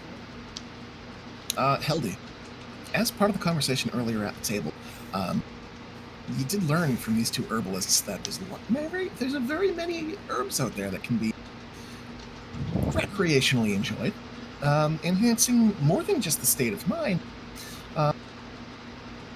Some of them have interesting effects on physicality and sensations. Potentially something worth exploring. Are you saying there's plants out there that'll make her horny? No, that's not what I said. Anyway, we can keep going on. Okay. I mean, Um, if you really want something, Vanya probably knows a recipe. Yeah, Vanya, she's probably gotten stuff from Vanya before anyway. You know what? I'd like to see where that dragon is. That big dead thing and all, what is it, overgrown? That's I'll, what. I'll do it. I got nothing to do. I got nothing to do. I haven't seen that dick since I killed him, so it'll be fun. Incognito, you do know would that join us? the skull of Xylurus is in the commission headquarters as of right now. Oh, I'm sure that Alina spits on it every time she walks by. She knows. The bones are just shining with spittle. Incognito, find would you. you like to accompany us? Sure.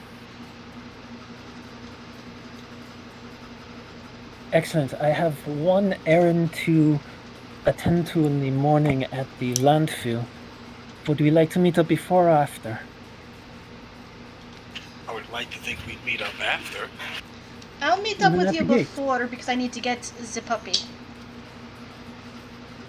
I'm not going. Right, then we can meet up at the gate, and I nod at Alina. Anyone who would like to accompany me, we can meet up at the landfill. I'll meet with Heldy at the gate. Right, excellent. I'll see you all tomorrow. I need to check on Edith. She is very old. And I run off. What Extremely time? old. What time? I'm gone. You're gone. All right, cool. So as Vanya runs off, and Bonji, you're like, what time? And Vanya is just, she is beyond your call. She is darting away like a fart in the wind. That is most certainly not how I would describe her.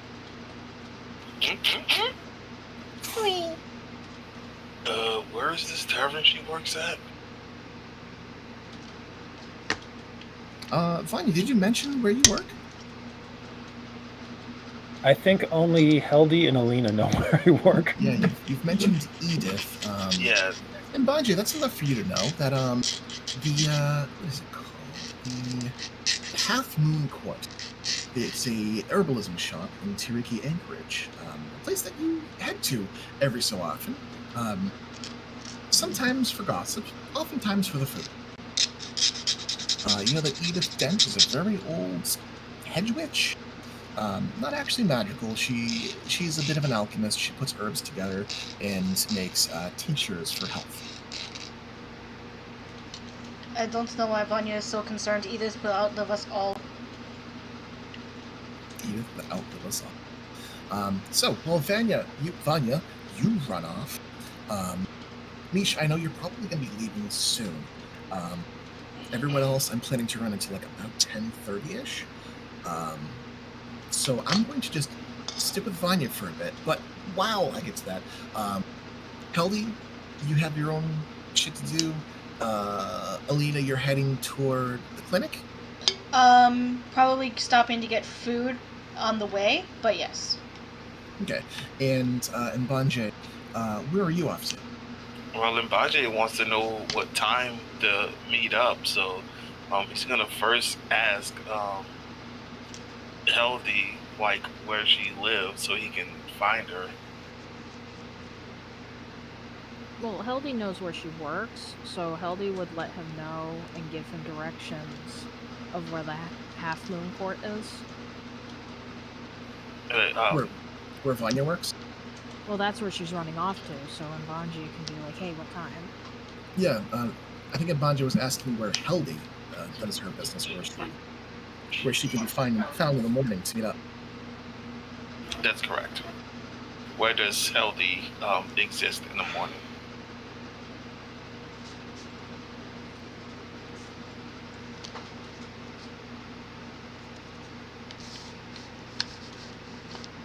Heldy doesn't seem too comfortable sharing where she lives, so she's just going to tell him to meet her at the guild hall at about 7.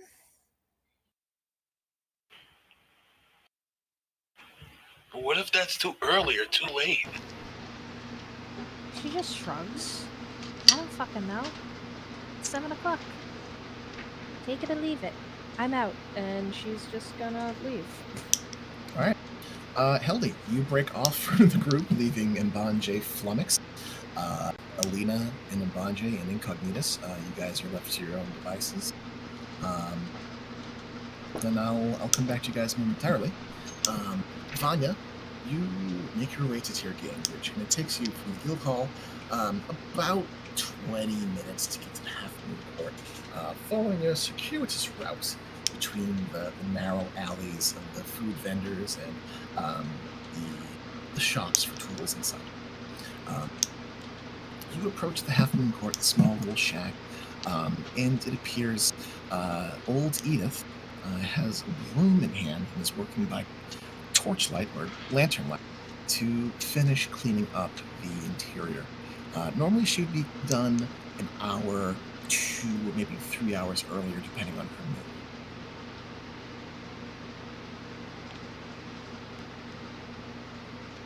Oh, Miss Edith, what are you doing out here so late? And cleaning up. My assistant has gone missing, presumably dead. What went missing? Her assistant. Oh, that sounds terrible. It certainly is. Sure would be a shame if she showed up after worrying me so. I might have to kill her. It is a relief. She passes you this look with these beady little black eyes.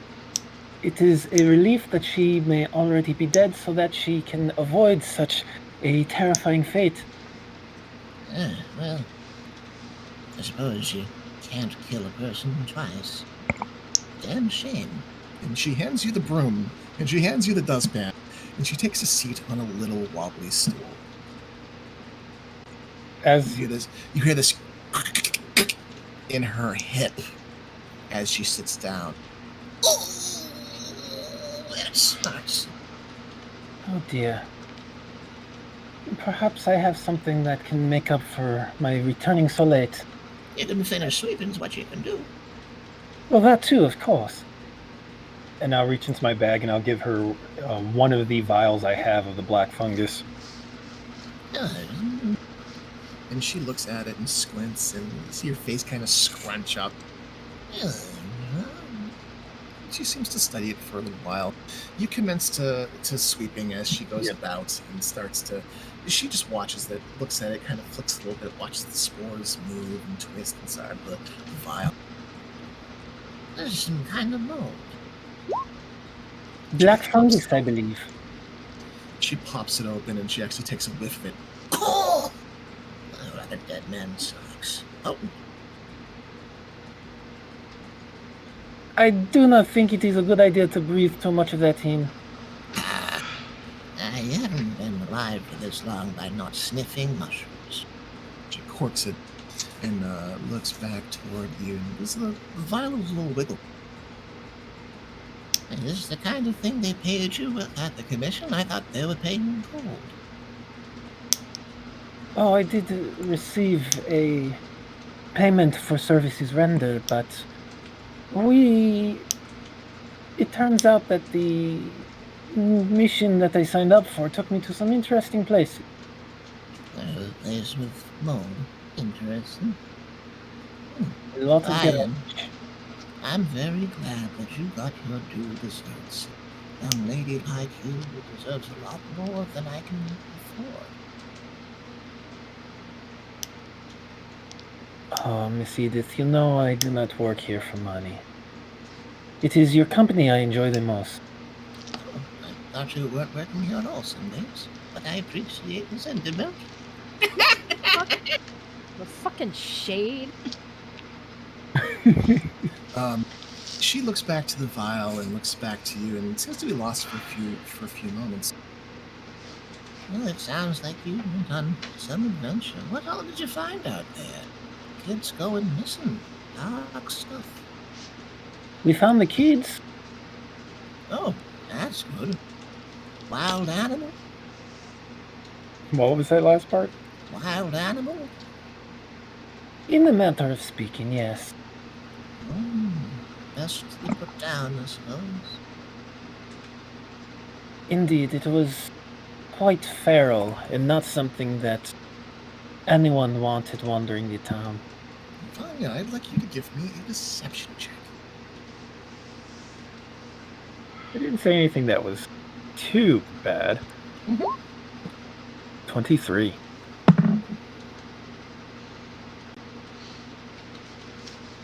She looks at you for a few moments and you get... It's a level gaze. Her wispy eyebrows don't really move that much and she seems to be studying your face. And she inclines her head and begins to nod.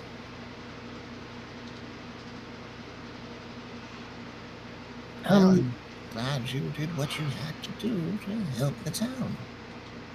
So there's some moms and dads out there very, very happy to have their kids back. They are, and I'm happy that we were able to assist. Edith, I have a very strange question. I'm a very strange person. I might be able to help. How do you feel about skeleton? The animated kind. She blinks a little bit and furrows her brows and looks back toward you. Well, I've never dabbled in the necromancy. Supposedly, the locals out in the wilderness, they seem to trust him.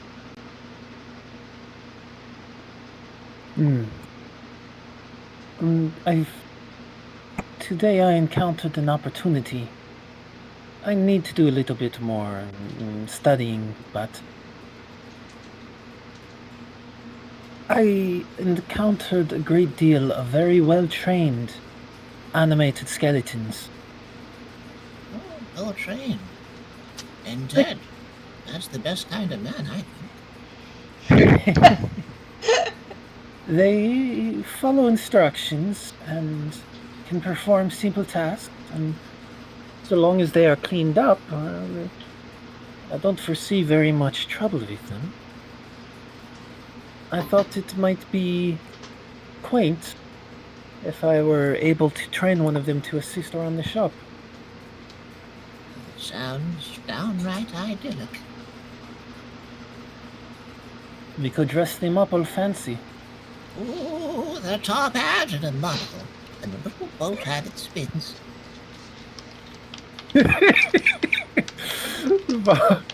That makes Vanya legitimately laugh. He will be a very dashing fellow indeed.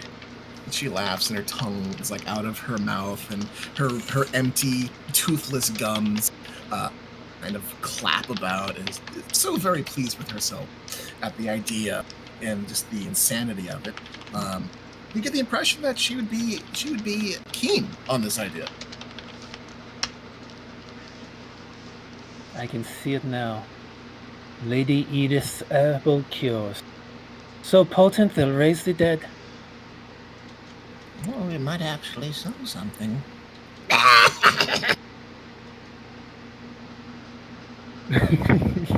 So you guys carry on about the skeleton minions, the assistants. And Edith, she goes to sit up and then eases back down, wincing a little bit. I need to sit for a little while longer. You should go to bed. I'll close up shop and head home. Once this damn hip gets back into place, I'll think about it.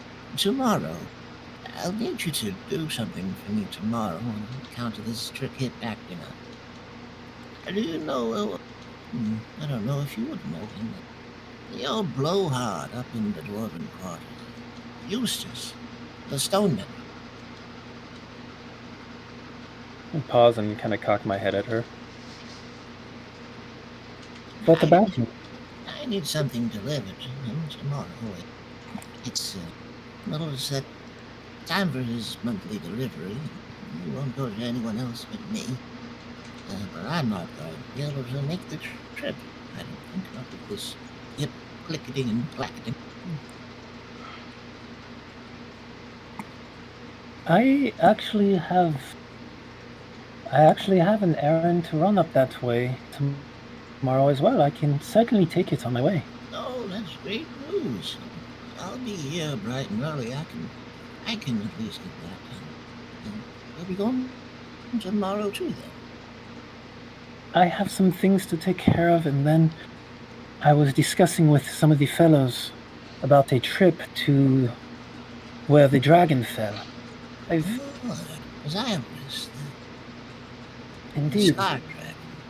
I've heard some fascinating rumors regarding the growth in that area, and I've been meaning to collect some samples. I think that's an absolutely great idea. Look out for mushrooms and blue moss and fiddleheads. Well, that's for dinner. And she starts to rattle off all these different herbs and stuff to keep an eye out for. on your way out to Xylurus's Landing. I make a mental note. You make a mental note. You write it down, do you write it down or make a mental note?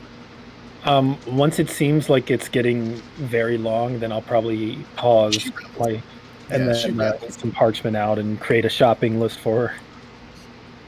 All right, so you make your shopping list. She sort of prattles off, and eventually she begins to move, rocking onto her feet, easing into him. She takes her cane and she begins to move. I'll trust you to finish closing up, and I'll see about finding my way home in the dark.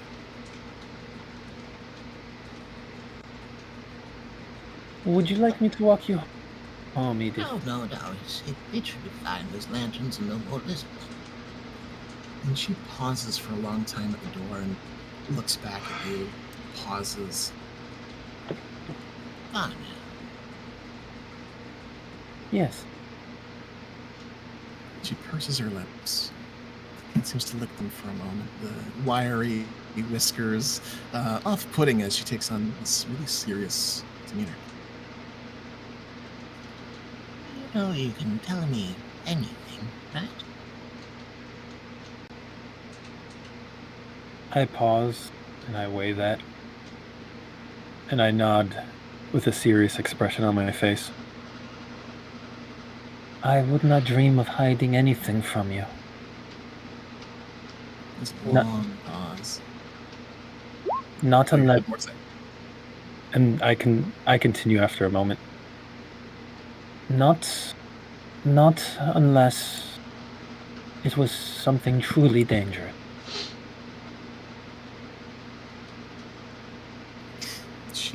She watches you for a long few moments and inclines her head. Good, because if you were planning to rent out those skeletons to me, I'm willing to negotiate. And she turns away from you and begins to make her way outside into the dim light. Yeah, not well lit, but there's torchlight on the roads all around. She makes her way down the stoop and out of the Half Moon Court, leaving you to finish cleaning up. I really want to know what she rolled on that insight check. So, as you guys, as you finish up your tasks for the evening, you had a time to take a short rest, and you had some time to yourself with the brooch and stuff. Have you begun attuning to anything? Yeah, probably once I retire to my home for the evening, I'll break out some of my oldest reference books, one of which I had taken from with me from Gilneas and filled with some notes of my own, as well as a new book where I had been penning in some thoughts and speculations. Flip them both open, spend some time with the items I collected to attune to them and learn how they work, and begin taking notes about them in my book. Okay. So you take your time, you make your notes, and you begin attuning to things? Yep. Okay. As you attune to the brooch of Skeleton Command, or Undead Command, you feel at the hour mark, once it has aligned itself to you, a sudden sense of chill around your body, which in the don't forget Mbanje, you made your way to the Half Moon Court? Yeah, he wouldn't have left too far longer after people started splitting. Okay. So just gonna rewind a little bit. You made your way to Turkey Anchorage to the Half Moon Court just as Dench was leaving for the night. You would have a little bit of time to interact with Vanya as she closed up. Was the door locked, or was it still? Not until she closes. Okay, then Mbanje Kramer's in. Just kind of flings the door open and slides in. Oh, watch out for the side table! I don't know, does he hit the side table? Oh, Dex it. Gotta reopen this.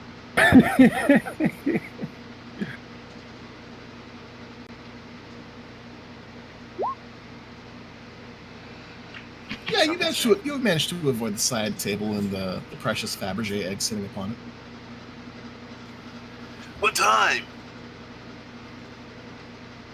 I blink at him, look at the side table, look back at him, and then I give him a DM appropriate time to start the next adventure. Start the next adventure. Let's see. Considering that Edith opens, early in the day, and she'll have to give you the item. You'll have to go deliver it, and she's gonna probably talk your ear off. Probably around 9 or 10. Yep, just give him a time. That seems the most appropriate, all things considered. So a little later in the morning than you were planning. But in Banji, that gives you a chance to go around town and get all the delightful street food, make and break bread with the locals, do your morning routine of meandering and just talking to people. After he gets his answer, he just walks out. It's just like nothing strange just happened. Morning. All right, so you head out, and Vanya wishes you see you in the morning. Just kind of calls after you. Vanya, you close up, you head home, you take your notes, and you begin tuning. As you tune to these brooch of skeleton command, you feel a rush of cold wash over your body, which in the jungle heat, without the use of prestidigitation to keep you cool, is actually a welcoming kind of cold. And as you take a few moments and enjoy the chill and feel this new kind of power at your fingertip, you notice in the corners of the room the shadows where your furniture meets the floor, where the walls meet the corner, kind of shift and twist, and for a moment you could swear you see something move just out of your peripheral vision, just a glimpse of something black.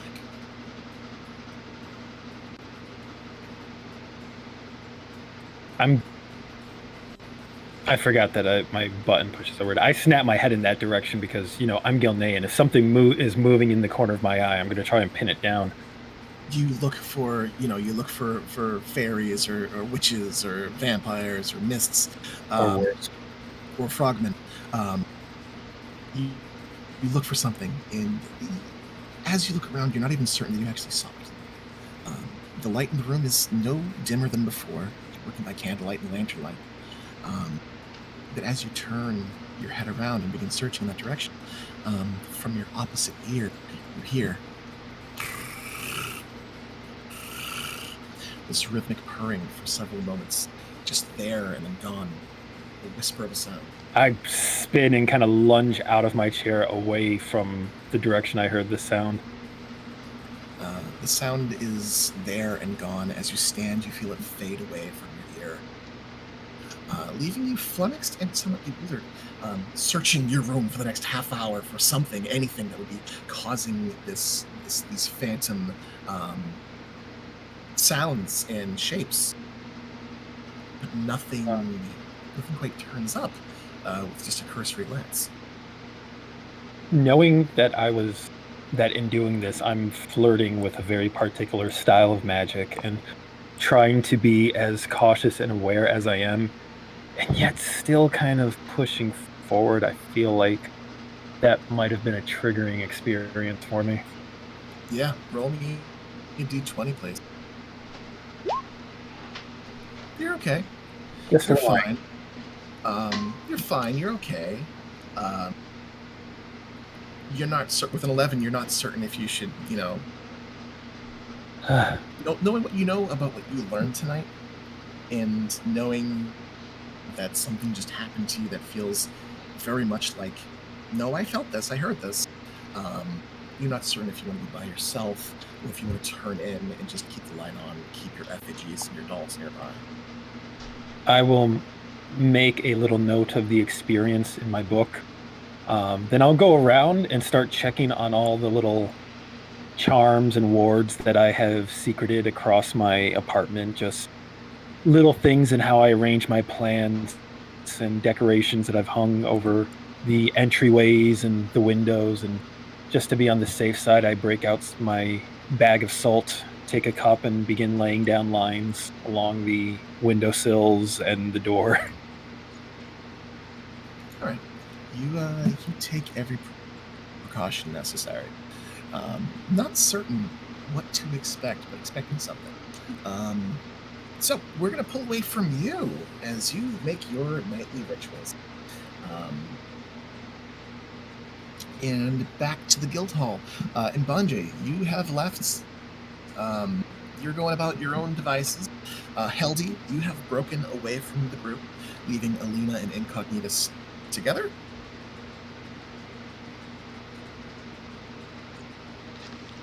I mean, I think they're going in different directions. I don't know what Going Incognitus different is up to. All right, so Incognitus, you do your own thing. Alina, you head off toward the clinic, which is a bit of a walk away. Heldy, as you head out and away from the guild hall, you kind of weave and blend into the crowd, making your way to the lost hound. You hear from the distance the sound of footsteps, tip, tip, tip, tip, chasing, dashing, followed by a familiar voice shout out, Quinn! Heldy, for fuck's sake, stop moving!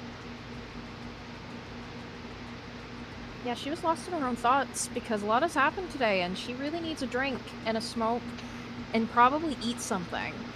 And she'll pause and turn around and find, obviously, Brooks running at her. You identify it as Brooks. Emily Tokelair.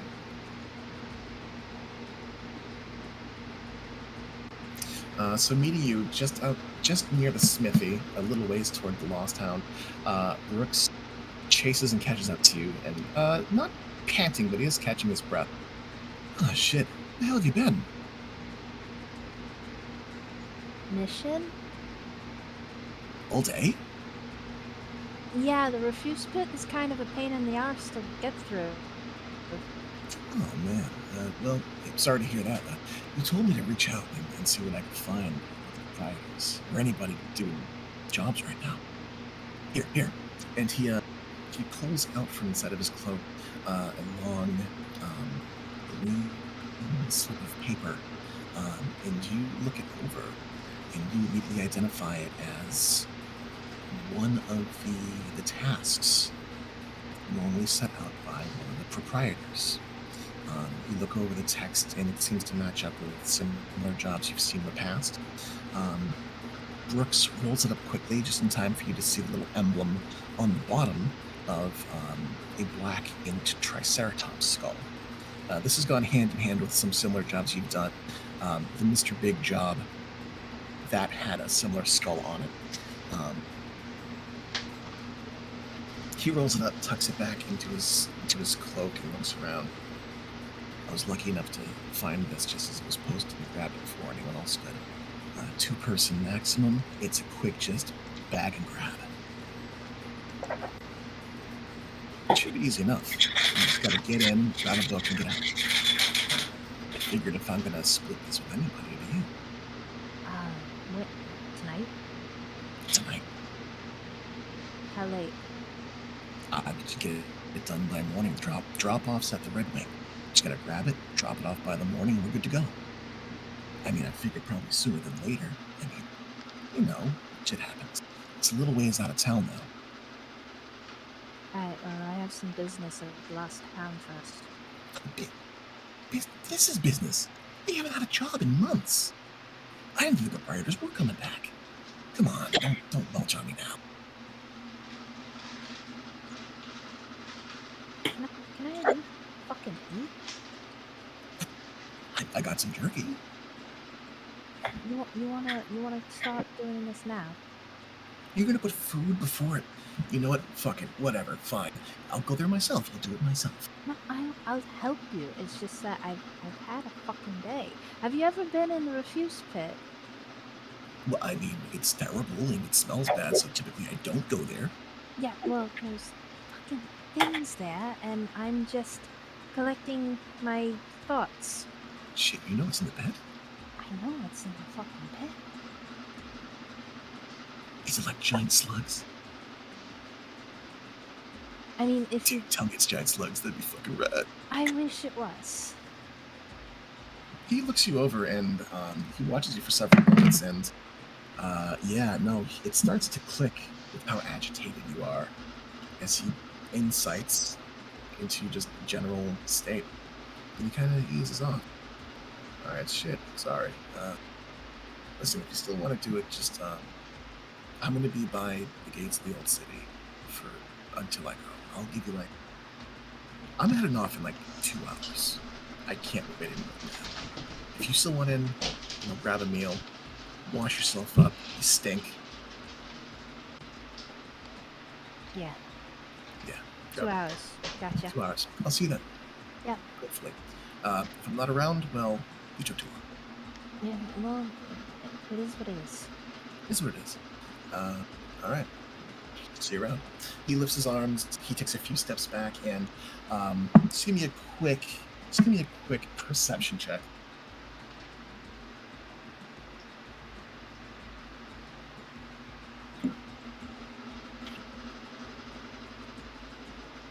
$18.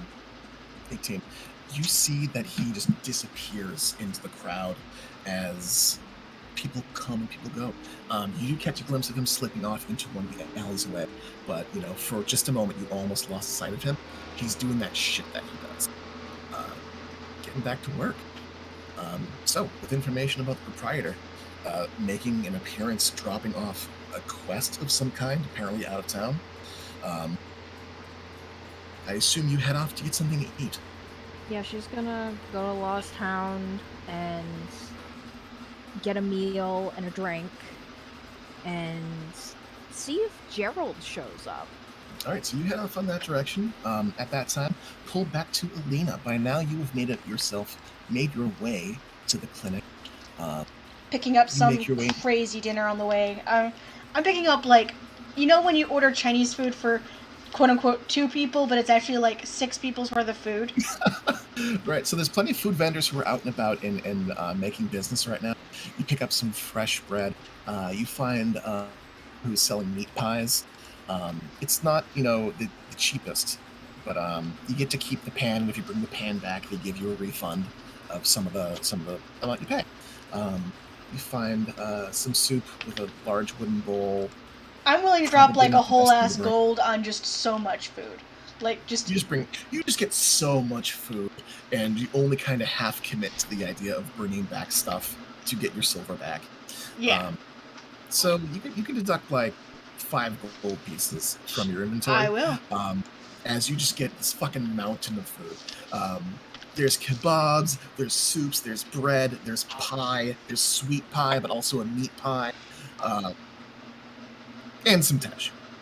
Oh yeah. Because of tash. There's And you make your way into the clinic, and Sandra at the reception isn't sure if you have brought it for the nurses, like sometimes you do, or if you are bringing it to Solon to just fucking pig out in that little girl's room. And she looks at you quizzically as you enter. so. Huh? Oh, I'm going to bring this to Solon. I need her to get some calories in her. If she won't sleep, maybe she'll at least eat and get so tired she'll go to sleep. All right, so yes, food coma. That might get the job done.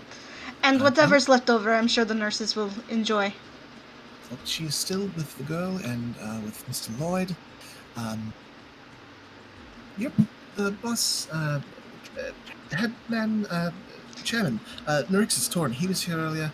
Didn't see him leave, but I don't think he's here. Yeah, he's like that. Nori's always been that way. Kind of a creep. Sorry. I know. Sorry. And Yeah, just he can be a lot. I understand. And She nods, stiff-lipped. she'll head in and head to the room where she knows Solon probably still is. You enter into the room and you find Solon is there. Lloyd is awake. He's sitting and watching his daughter. You find Solon is still busy at work, and she's perspired a little bit. There's a little bit of oil residue on her forehead and her cheeks, seemingly having exerted herself.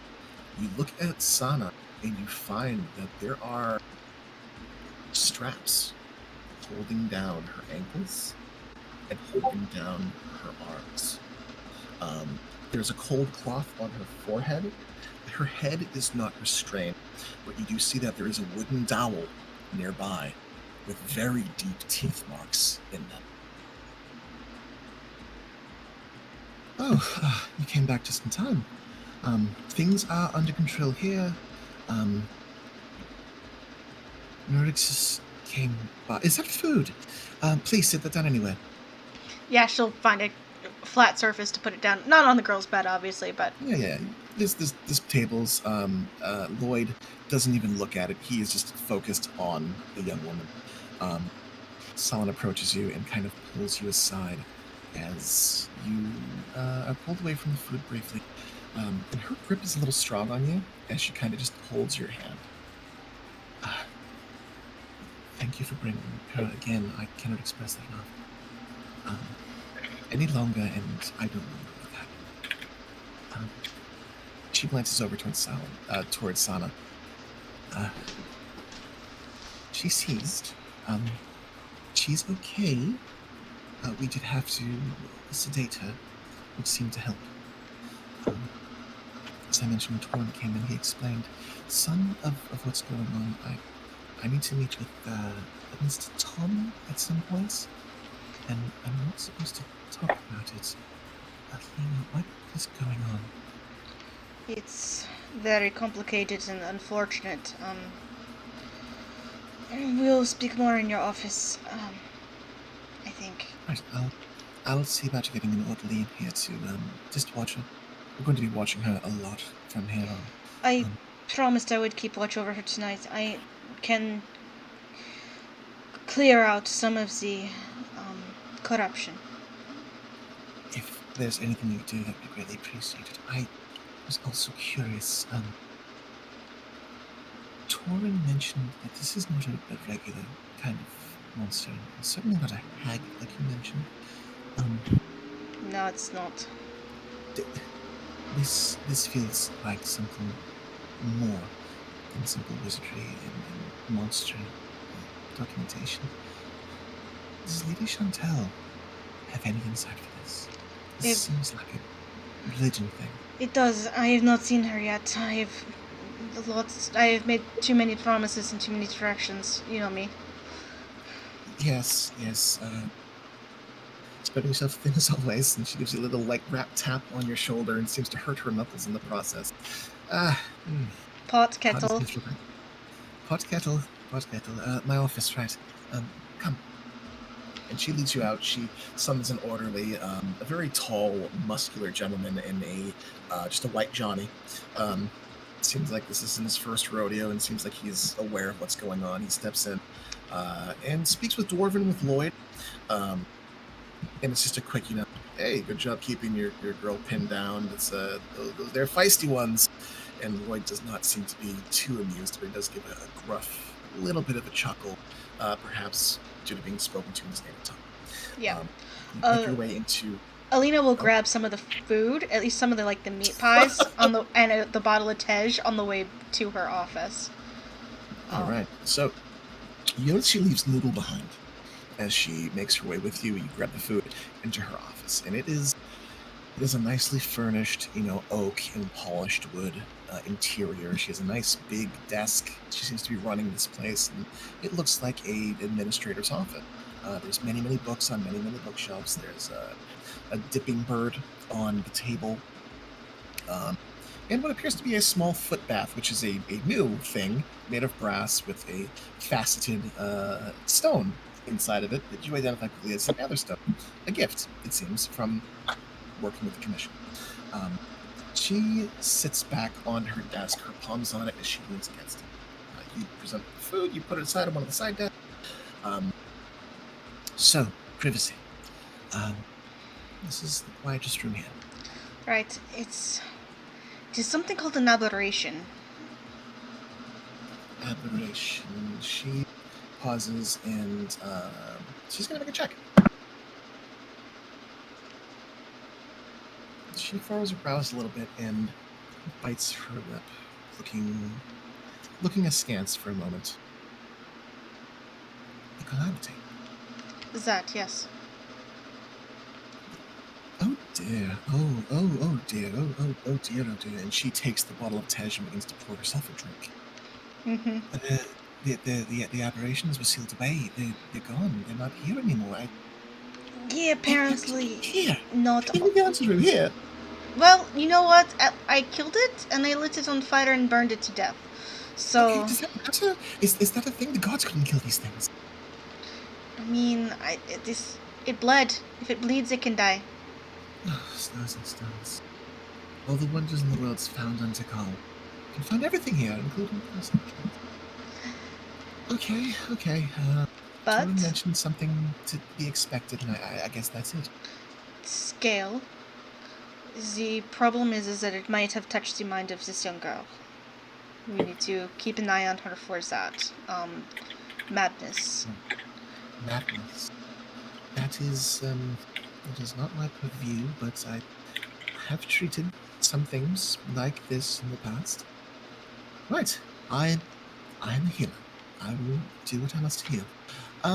And you're not working alone. I am going with Vanya and Mbanje and I guess Heldi again as well, and maybe Incognitus, I don't know. Anyway, the group is heading out to where Zilris fell to get some herbs to hopefully make a potion that will help maybe erase some of those memories from her mind so she will not be a danger to herself and others anymore. And she gives weight to what you say, and she rubs her chin and nods slowly. You see her assurances do stop the spiral that she was going down. Oh yeah. She closes her eyes, lets out a long sigh, and nods. Okay, well, if anyone can find those materials, it would be, I assume, you and your friends. At the very least, I know you'll keep them protected. I plan on doing the protecting and the sword swinging, and I'll let Vanya and Mbanje do the collectings of the plants. Excellent. At least we have a plan. Oh, God, I was going to give you an answer about the trip south. Oh, what a mess this is.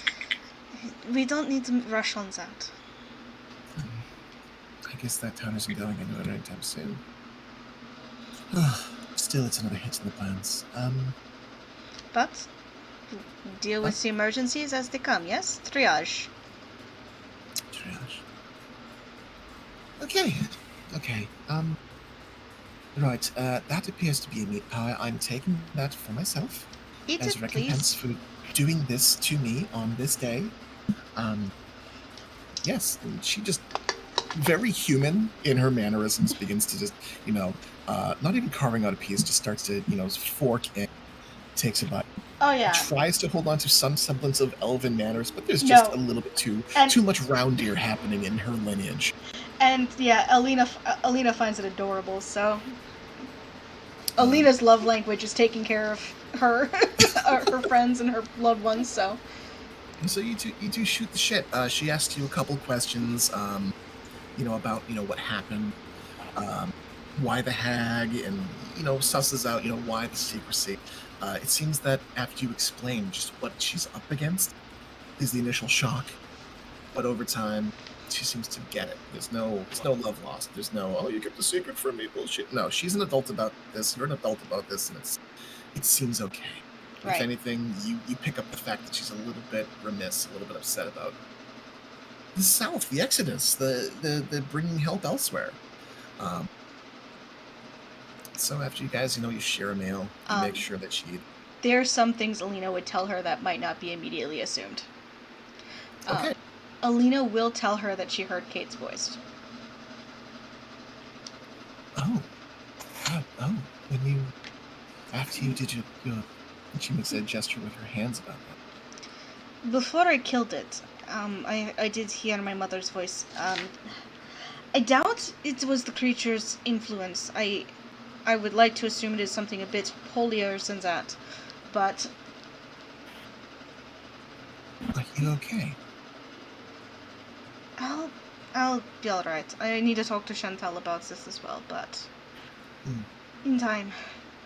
But I wasn't about to tell a room full of creepy-ass gunslingers what I what happened. It was you. I will tell, but Perish the thought. I wouldn't. It's a bit too personal, I think. But if I start eating rotting food and garbage and start being violent. Please don't even talk about that. About the garbage thing. Violence I can take. Eating actual refuse, and she looks a little paler, a little upset at just the idea of that. It seems you may have stumbled upon a thing. Something. No, don't worry. I will try not to go crazy on you, and not crazier than normal. I appreciate it. Well, keep open. Tell me how you're feeling. I'd recommend seeing Chantel with memories fresh. It certainly seems like her wheelhouse. It does. I should. You're going to be up a little bit longer, I assume. I'm will. going to be up all night. Honestly. I know. Full disclosure. Well, I promise to keep watch over the girl, but if she is sedated now, it might be the best opportunity to go. She won't be moving. This is not demonic possession. She will not be moving. I hope. Actually, maybe come back after. Maybe. That was my plan. I was going to stay here. Okay, good. I've slept on floors and chairs. It does not bother me. Okay. That may be necessary. All right. And she nods. As she finishes, the meal with you. Was there anything else? No. After that, I guess she's All going right. to go see Chantel while the little girl is very sedated. Because at this point, she lay breaks- on hands would be worse because it would clear the medicine out of her system. You can choose the effect. It doesn't okay, have to that's be. You could remove one condition. One of them can be poisoned, but you don't have to. You choose the time that you cast. Okay, well, in that case, I'll do a lay on hands and cure not the poison, but the corruption, the madness. Okay, so before you go, you get up to her, and Salin is there with Noodle, watching. You reach out. Lloyd seems to be keen on letting you do what you do. You saved her. There's more you can do. He trusts you at this point. You reach out, and that warm golden glow starts to spark between your fingertips as you reach out and touch her. Let's see. I need you to roll an Arcana or religion check using your charisma. Oh, I was about to say, ooh, ick. Okay, but yes, that's fine. 19 for a total of 20. Let's see, 5 plus my proficiency modifier is 27. Okay. Wow. Okay. You reach out and you just pump just this portion of your own spiritual essence to try to purge whatever's in her out. And you feel against your fingertips, against your wrists, against your elbows, traveling up through you, this force of resistance. Like a swarm of angry bees creeping and crawling, almost vibrating between your fingertips. But it burns away. And her breathing seems to come ever so slightly easier. You see the girl who's, sweating, despite being strapped down and sedated. Her chest moves easier. Her face seems to clear up a little bit. Some of the tension in her brows seems to ebb away. You get the impression that you've done something. Alina just will kind of give a small smile to herself before heading out. All right. You have business to attend to at the church. So we're going to pull away as you make your trek that way to Mbanje. Mbanje, you are in Tiriki Anchorage. You're making your way around town. It's getting dark. The torches are lit. The braziers are lit. There is hustle and bustle in the streets despite that. The first thing he's going to do is find something to eat. Because indeed, as others have said, it has been a day. Okay, so you make your way to some of these street vendors that you normally head up to. And you recall someone in town makes a mean coconut curry soup. You make your way toward this little stall, and much to your surprise, what you were fixing for does not appear to be available. They appear to be selling some kind of red vegetable stew instead of their usual. And there appears to be a number of locals who are just kind of grumbling and just discontent. Someone throws up their arms with frustration and storms off. And you recognize, one of the proprietors, this somewhat buxom native Takalan woman, who just kind of, lifts up her fist and cusses him out. You can't serve soup without ingredients, you dumbass! You find you are next in line, meeting her ire. And Bajay holds his hands up defensively immediately. I'm not here to start anything. I just want a little bit of what you got. And he looks back to the person who left in a huff. But maybe it seems like you're running short on stuff? And she nods and puffs her cheeks and looks up and away. Damn coconut shortage has been cutting into our dividends. Does Mbanje know anything about the coconut shortage?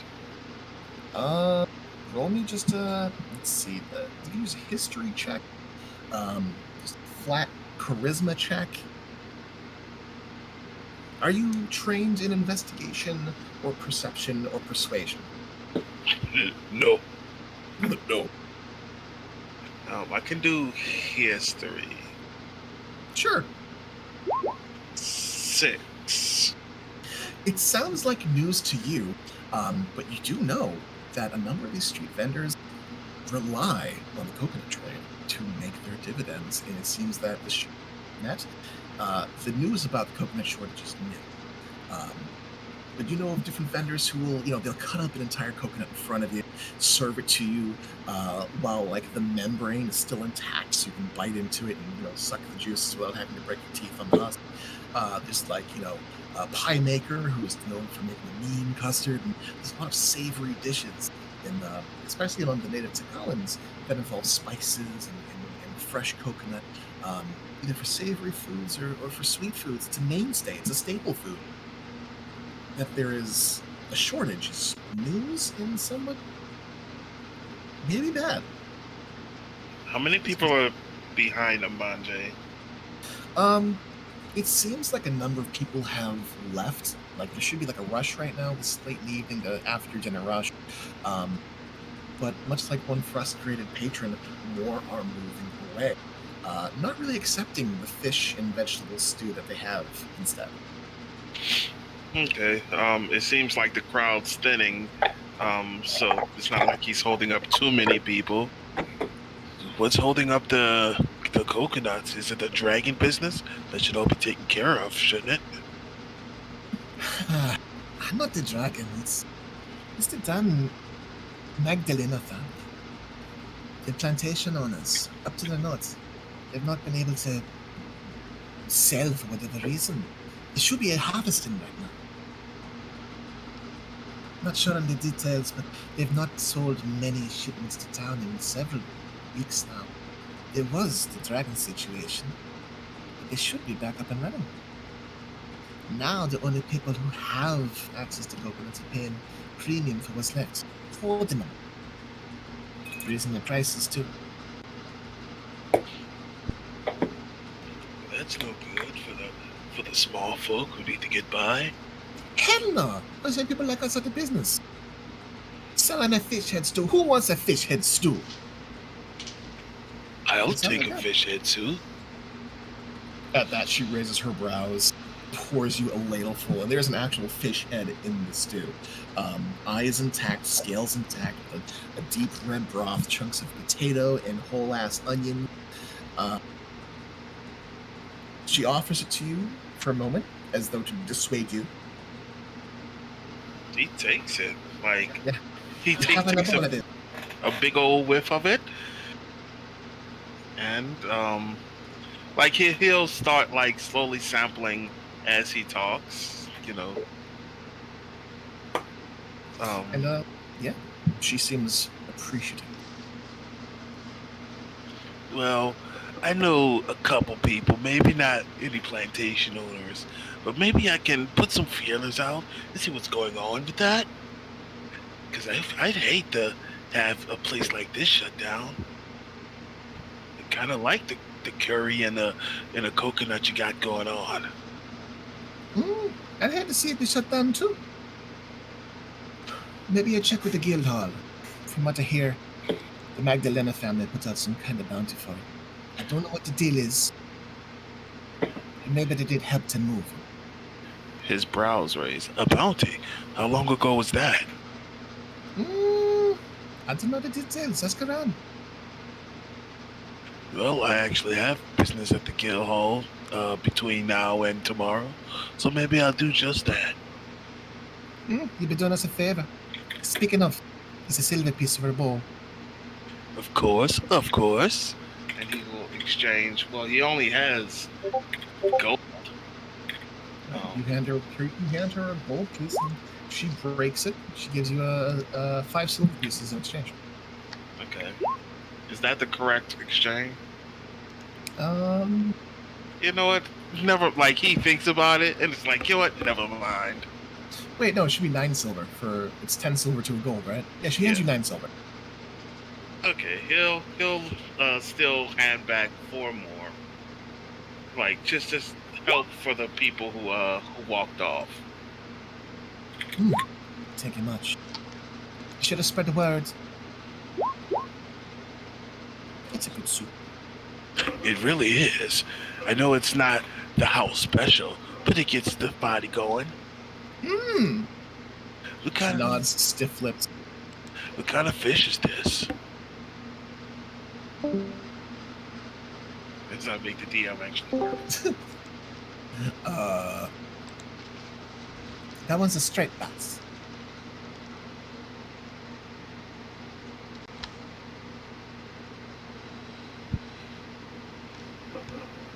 He's busy slurping up soup, so he can't like really immediately respond, and he nods once he's able to. It's very good. You can count on me to bring my. Well, I've got some other people I'm working with, so if we're in an area, I'm gonna bring them around here. Be sure to beat the breakfast rush. Will do. Maybe you bring your friends. Maybe we let you cut the line. Be looking forward to it for sure. I know one of them might be a little hungry after some medicine work. He thinks, thinking of Heldy having taken his rolled up stash. You shouldn't have offered it. Oh man, she's gonna have the munchies. Fish stew will look appealing for her. No, she's used to fish stew. So she sees you off as more. Other people see you in the line, speaking the praises of this fish stew, and people seem to be curious. A couple of outlanders, a couple of people from the mainland, overlanders, I think it was, from beyond Tikal. You can talk about your pasty skin or just the fact that they're not native Tikal. They seem curious and interested, and eventually you're ushered out of the line. But you keep the bowl. Bunch of tourists.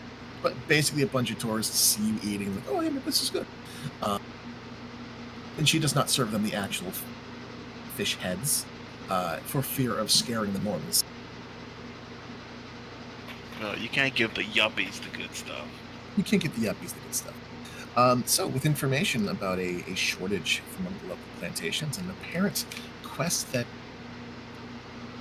may have been posted in the Guild Hall for a while, what else does Mbanje do with his evening? Well, he's the one closest to the child whose name I can't find because that's the way I am. So he is definitely gonna go to his friend to go make sure that the kid made it home safely, check on him. Incy, the father Osa is the boy. So you Indeed. make your way toward the old city. It's going to take you a little while to get there. So, pulling back a little bit, Incognitus, you have an entire city to check out. You have the Black Cat Tavern, where you can rest your head for the evening if you so choose. But you do know that the Gunslingers have only paid for a few nights' worth. If you decide to stay there, you'll have to start paying out of pocket to find a place to rest.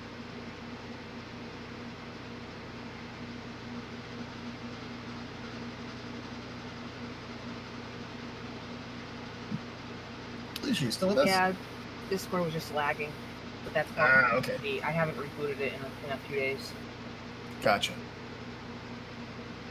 so it has been a day as everyone has stayed previously. So I'm gonna find some of those meat pies. Meat pie. All right, so you head out into town. You follow your nose. Does the helmet stay on for the whole day and while you're out and about in town? Yes. Okay. So, clad in armor, walking through the jungle town. The sun has set. It's a little bit cooler. The breeze kind of passes in through your slots in your armor, in your faceplate. And you get a couple of looks as you pass through town. Knee high to a cricket and covered in armor with a big ass, what was it, a scimitar or a hammer at your back? A hammer, I believe. Hammer at your back. You begin. Whack. You begin to turn some heads as you make your way through town. You see that there are several town guard who make note of your appearance. They pay you no real mind. They just seem to gawk from the distance. And you make your way to and fro through the various street vendors. You find that there is a wealth of different foods now. There are grilled foods like kebabs, various meats, from bird meat, pheasant, to more exotic things like dinosaur meat, for instance. And you do find your way to, let's see, to the merchants, to the market ward, toward the east side of the city. There you find various food vendors and street vendors. You make your way to an open-faced building with a sort of pulled-out front reception area that's attached to the building. And you follow, the smell of meat, beef, onion, that umami, buttery smell of meat pies that reminds you of home. You find there is a plump dwarven woman, flour covering her fingers and her elbows almost up to her shoulders, an apron that's smeared with pinks and reds and browns of cooking and perhaps even cutting, perhaps butchering, all in day's work.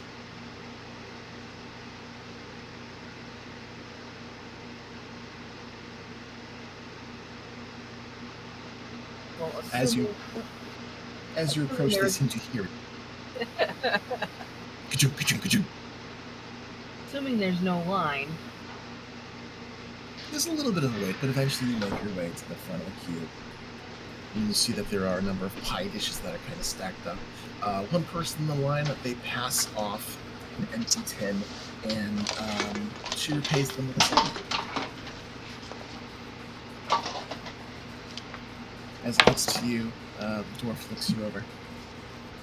Aye, lad, you here for a pie then?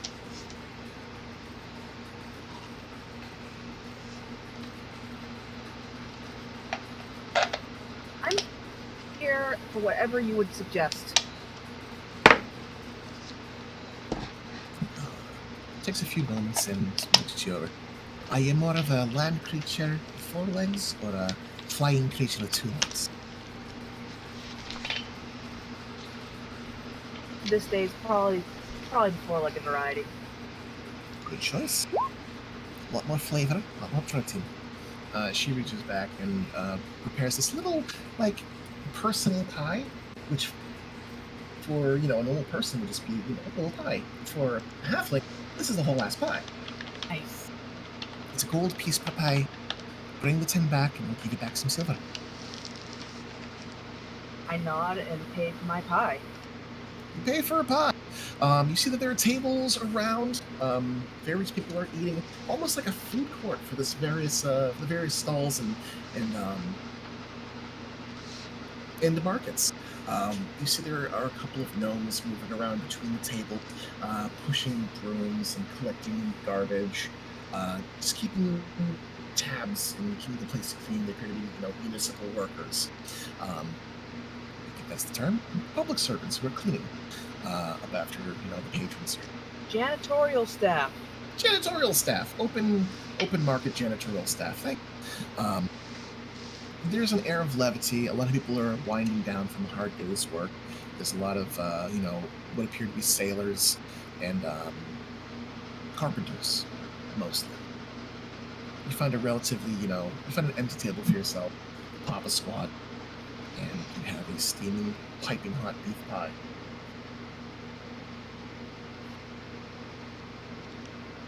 This is not something I have managed to learn how to do with the helmet on, so off comes the helmet. Off comes the helmet. Incognitus, please describe your character.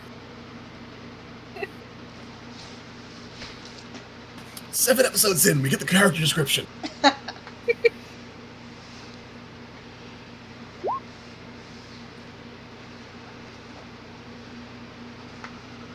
Oh. Just saying, I'm so glad I stayed connected for this. Nondescript as far as halflings go. Maybe a little thinner. Carrying around all that armor burns a lot of calories. Probably a blonde that borders on more on a reddish. Like, it would really be blonde if I spent a lot of time out in the sun, but shade's built into it. helmets create shade.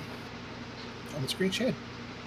So, this unassuming, thin little halfling woman with blonde strawberry hair, maybe a little on the dark side, sits in her giant plate mail armor, and you begin to wolf down your pie. You actually get more looks with the helmet off than on. Actually, come to think of it, I probably look a little more like the gnome because I'm not pudgy.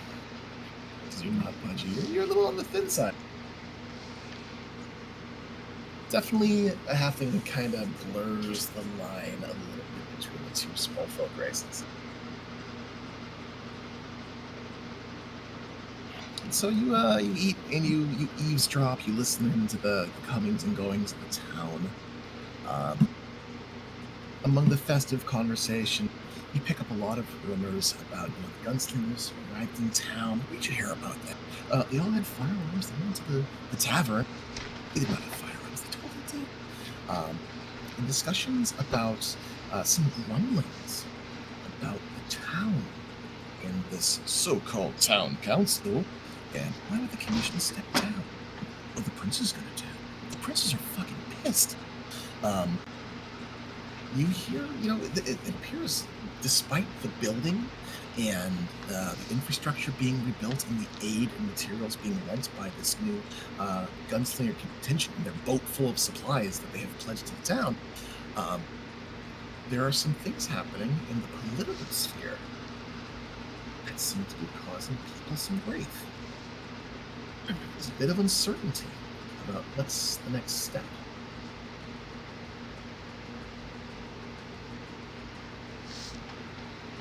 I will certainly tuck that in my metaphorical hat. Is Incognitus up to much else aside from keeping watching and consuming a very tasty pie? That's about it for the night. And that is it for the night. I'll keep in mind, Hildy had mentioned 7 a.m. Hildy had mentioned 7 a.m. So you spend your evening. You eventually find a place to stay for the evening, or do you head back to the Black Cat? The Gunslingers have like one more night at the Black Cat, right? One more night at the Black Cat. You're welcome to stay there for the evening. Ernest has apparently been assigned as your, not handler, but he is pledged to show you around and find you a place that won't rip you off. I figure there's nothing farther away from a ripoff than for free. So I will take advantage of my last free night at the Black Cat. All right. Eventually, as the night grows long, you make your way to the Black Cat. So it is Good return to 10:32. You return the Python. In exchange for your gold piece and the Python, you are refunded 3 silver pieces.